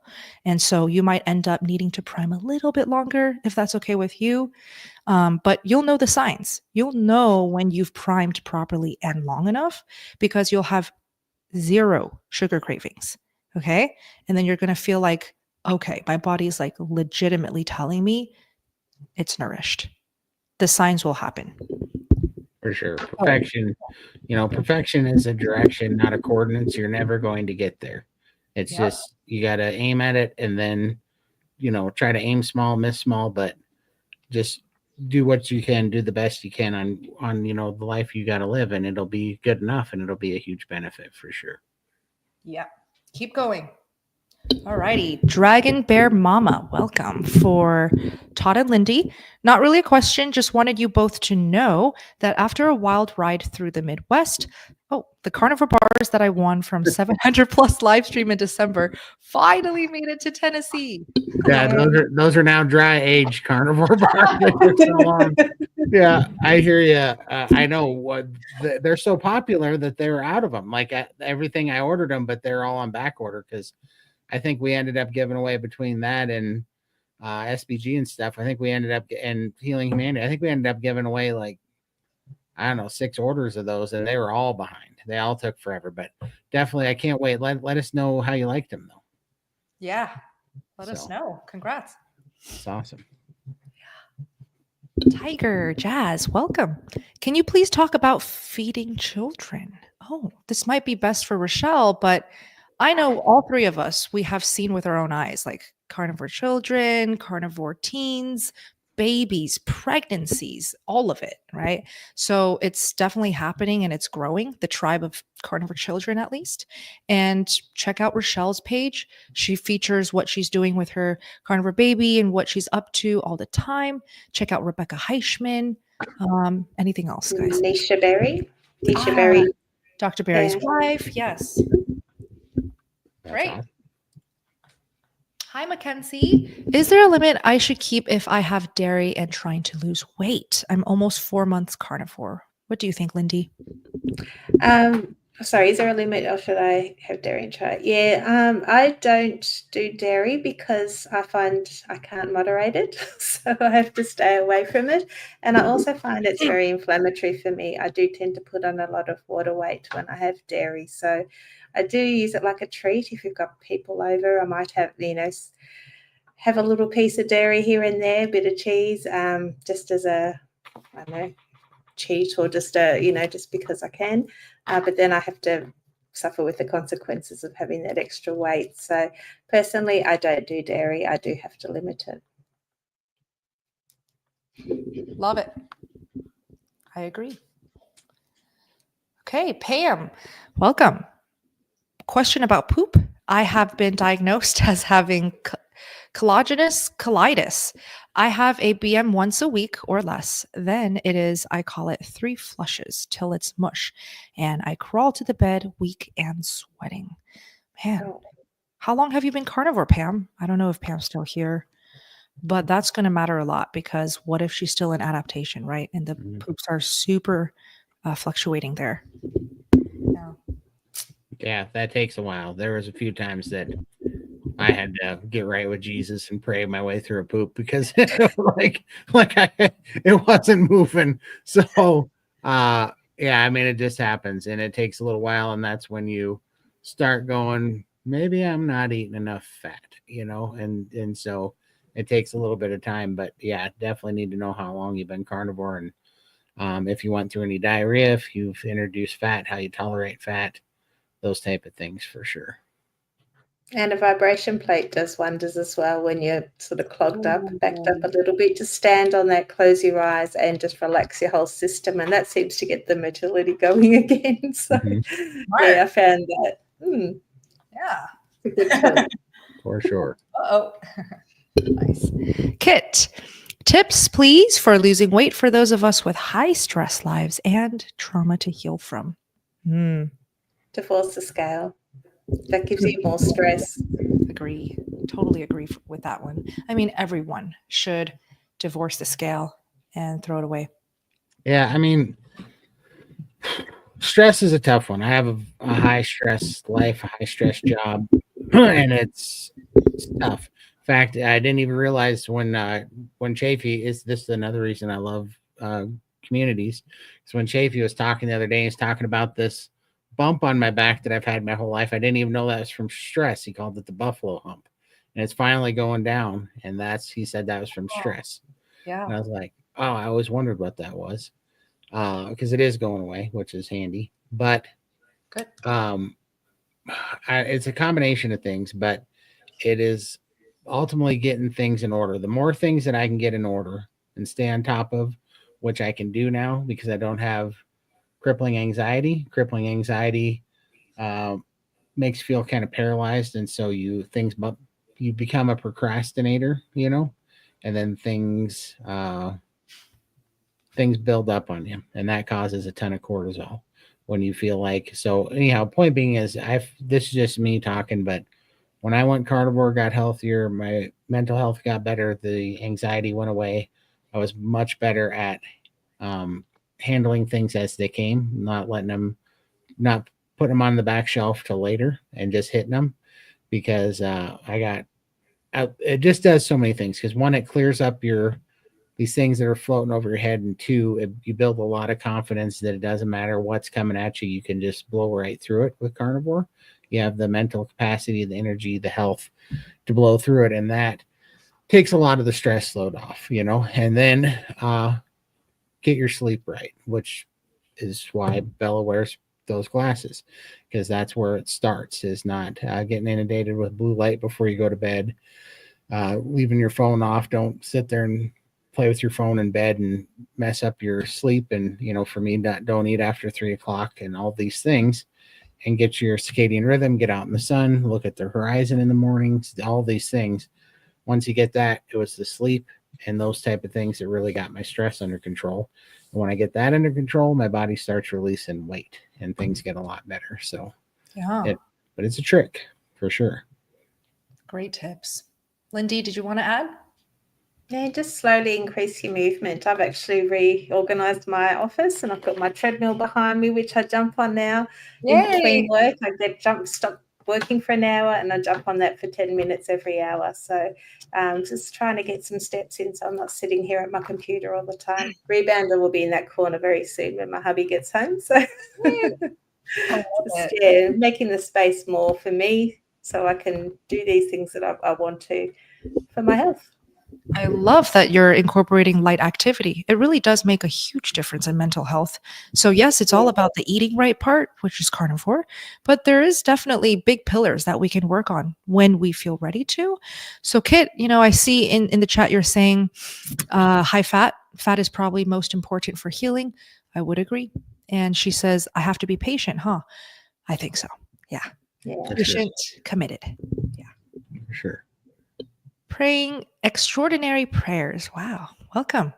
Steakandbuttergal, do the fat needs lesson for a female who is postmenopausal? Oh, so somebody who's postmenopausal, does she need to eat less fat? So I don't know if I'm the best candidate because I'm 28, right? And I'm still very much having my cycles and periods every month. But I will tell you that I basically worship and look up to Dr. Elizabeth Bright, which is the doctor that we mentioned beginning of this live stream, who wrote Good Fat is Good for Women Menopause. And I learned a lot from Dr. Bright because she is probably the only person in the carnivore space who will never, ever, ever shut up about the importance of fat for women. And she actually has data and science and research to back it up and books. So she does say that even if you're postmenopausal, you still need fat. So I would just listen to her. I would just go by what she recommends and what she's seen. Do you need as much fat as somebody like me? Probably not, but you won't know what your sweet spot is unless you actually play around with high fat and then moderate fat. Moderate fat is the lowest I would go. Okay. So what's moderate fat for those wondering? I would say 80-20 ground beef without any added fat is moderate fat. And you don't have to drink the rendered fat. That's moderate fat. Okay. Hopefully that helps. Nice. Oh, did you know Dr. Bright is a master in Kung Fu? I did not. Isn't that so mind-blowing? That is crazy. She speaks Chinese. She studied Kung Fu in China. And I was like, oh, okay. You're my hero. That's awesome. Yeah. So cool. That's all right. Cool. Yeah. Tiger Jazz, welcome. We as adults can make dietary decisions, but our children cannot. Please talk about that. Well, Lindy, you have kids. Do you want to talk about this? Yeah, my kids are not carnivore as much as I would love them to be. My eldest did try carnivore for a month. She's type 1 diabetic. She was doing absolutely amazing. Almost over half her insulin requirements, was doing so good. And then the vegetables called to her again. So she is low carb, and I'm really pleased that she is low carb and not doing the processed food. So the seed is planted. She is eating more meat-based now. The other one, not interested at all. She still does her own thing, eats very, it's the American or Australian standard diet. She loves all her Asian food. She's currently in Thailand having curries and all sorts and having a great time. But she's watching me, and the seed is planted, and she'll come up when she's not feeling well and says, oh, Mum, can I have a steak, please? Every time she does it, I almost fall off my chair because I'm like, yes. But then she goes back to eating that way. So she knows it's good for her, but I just have to trust that the seed is planted, and when she's ready, she'll jump on board as well. Yeah. But yeah. Absolutely. For little kids, I'm not really. I think you're the mum. Serve it up, and don't like. My mum and dad were always forcing veggies on me. Eat your vegetables. Eat your vegetables. I didn't want them, so maybe don't force them. As long as they're eating the meat. Yeah. But yeah. Love it. Yeah. We'll definitely talk about this more, Tiger Jazz, when we have Richelle on next time as well, because she has a baby. So I think her insight would be valuable as well. So keep coming back. We'll talk more. Okay, let's do a couple more and maybe call it a night. For sure. Phil's not here, but we should still. Right. We should still try to keep it under 3 hours. We're gonna blow by it, but no worries. Yeah, great. 1 second. Yeah. Suzanne, welcome. Is liverwurst okay on carnivore? I've never eaten liverwurst. I don't know. I love liverwurst, but I haven't had it since carnivore because I don't really trust anything processed, and liverwurst is very processed. So I'm gonna guess there's bad stuff in it, but I really couldn't tell you. I'll look it up real quick for you. Yeah. I know some brands will have some just not okay ingredients like sugar and additives and all that. But I also know there are clean ingredients. So there are brands with clean ingredients. I think it's fine. Oh, Brett says it's hard to find a clean one. Yeah, I would guess so. So,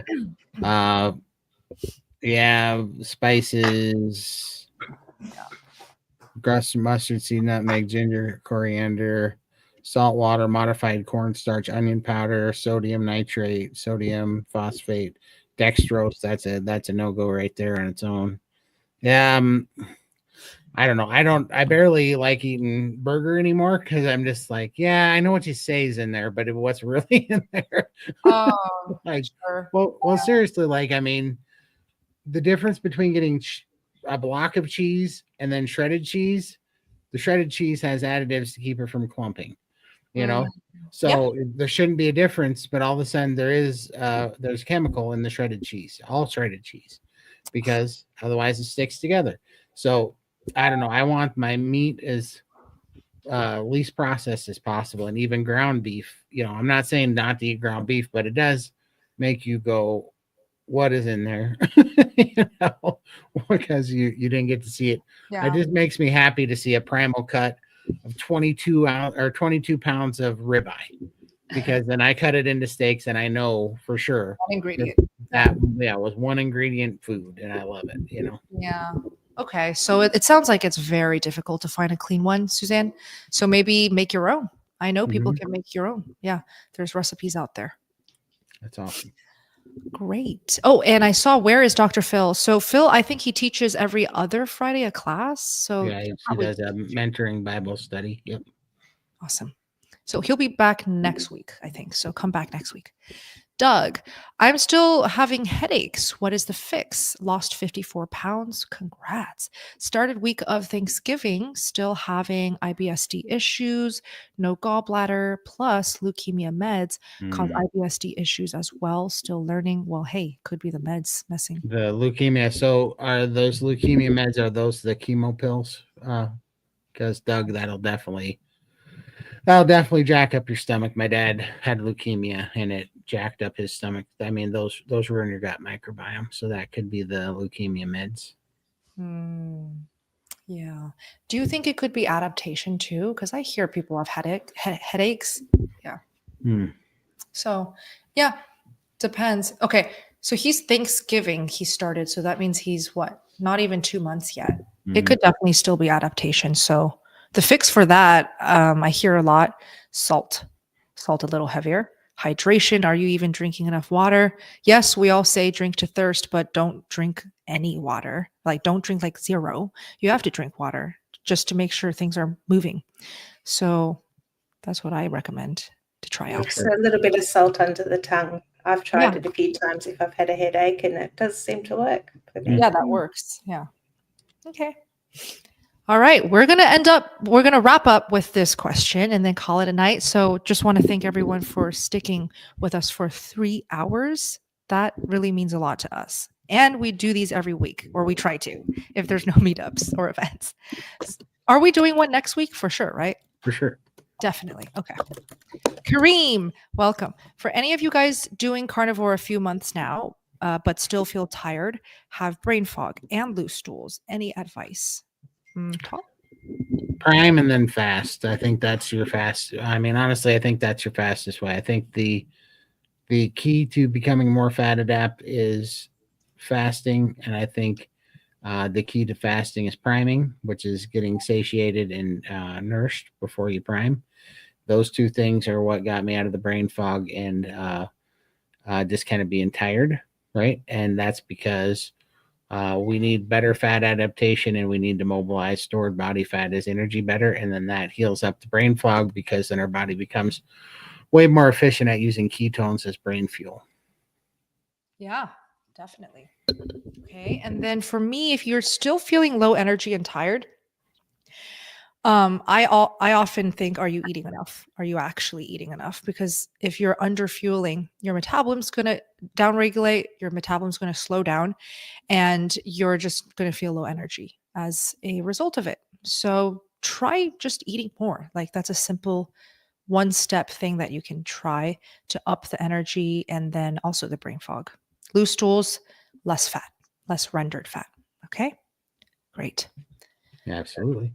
Awesome. Wow. Yeah, that was awesome. Wait, Todd, can I ask you one more thing? Because a lot of people were asking about priming, and I would love for you to just explain real quick for newbies here what that is. Priming is amazing because it's just nourishing your body, but unfortunately, we all live in this world that says that fat causes disease, and the cause of fat is overeating, when actually the cause of being obese is being metabolically sick and insulin resistant and inflamed. And when we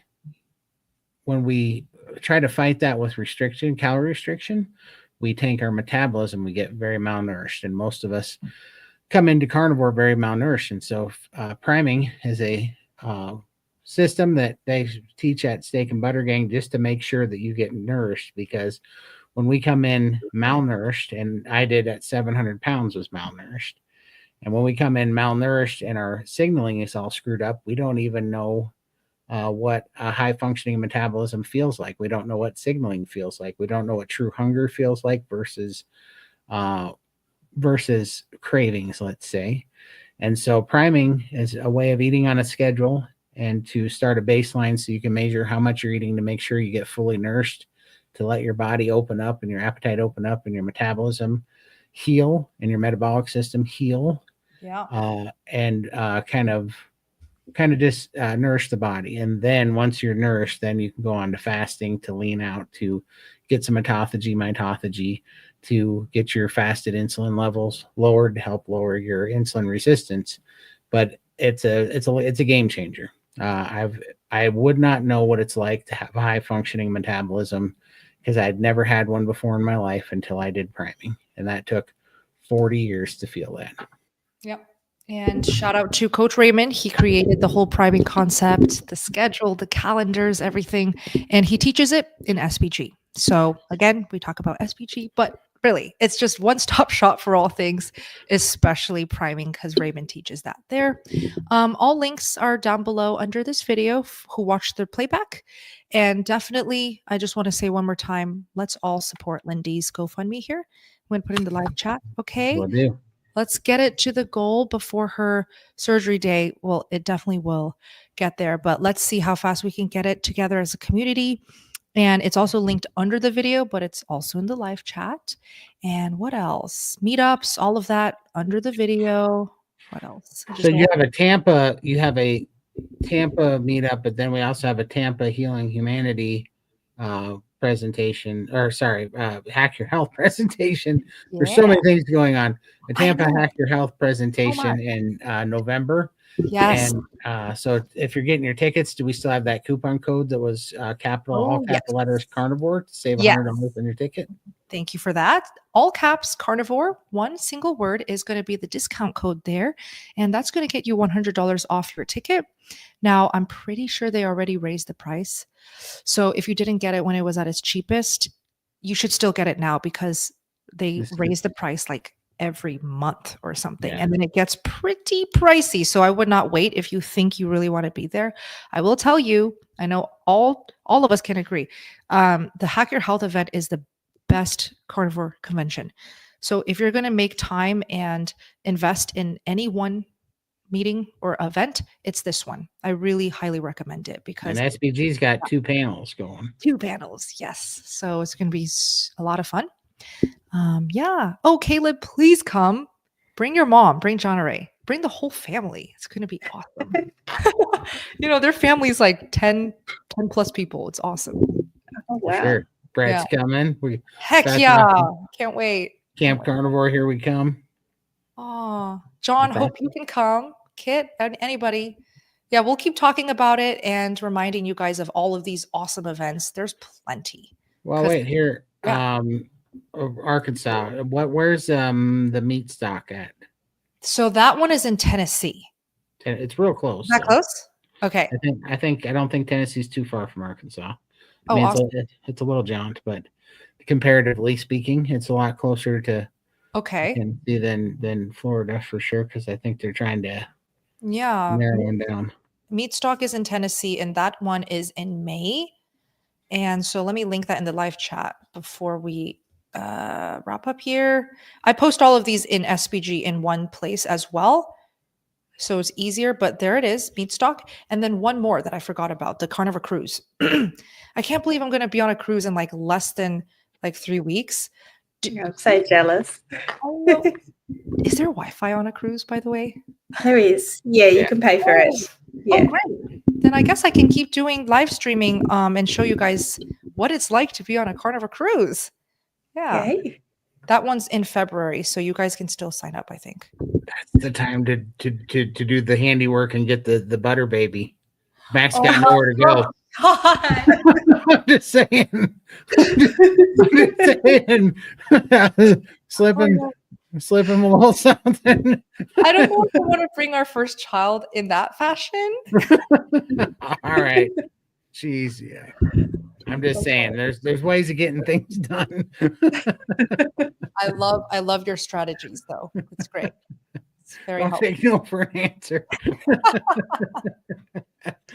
Caleb, oh my gosh, so funny. Okay, guys, we love you very much. You guys are awesome, and we look forward to seeing you guys next week. Absolutely. Okay, thank you. Bye. Bye. Bye, guys. Love you. Exactly. That's what I'm talking about right there. We'll see you guys next week, everyone.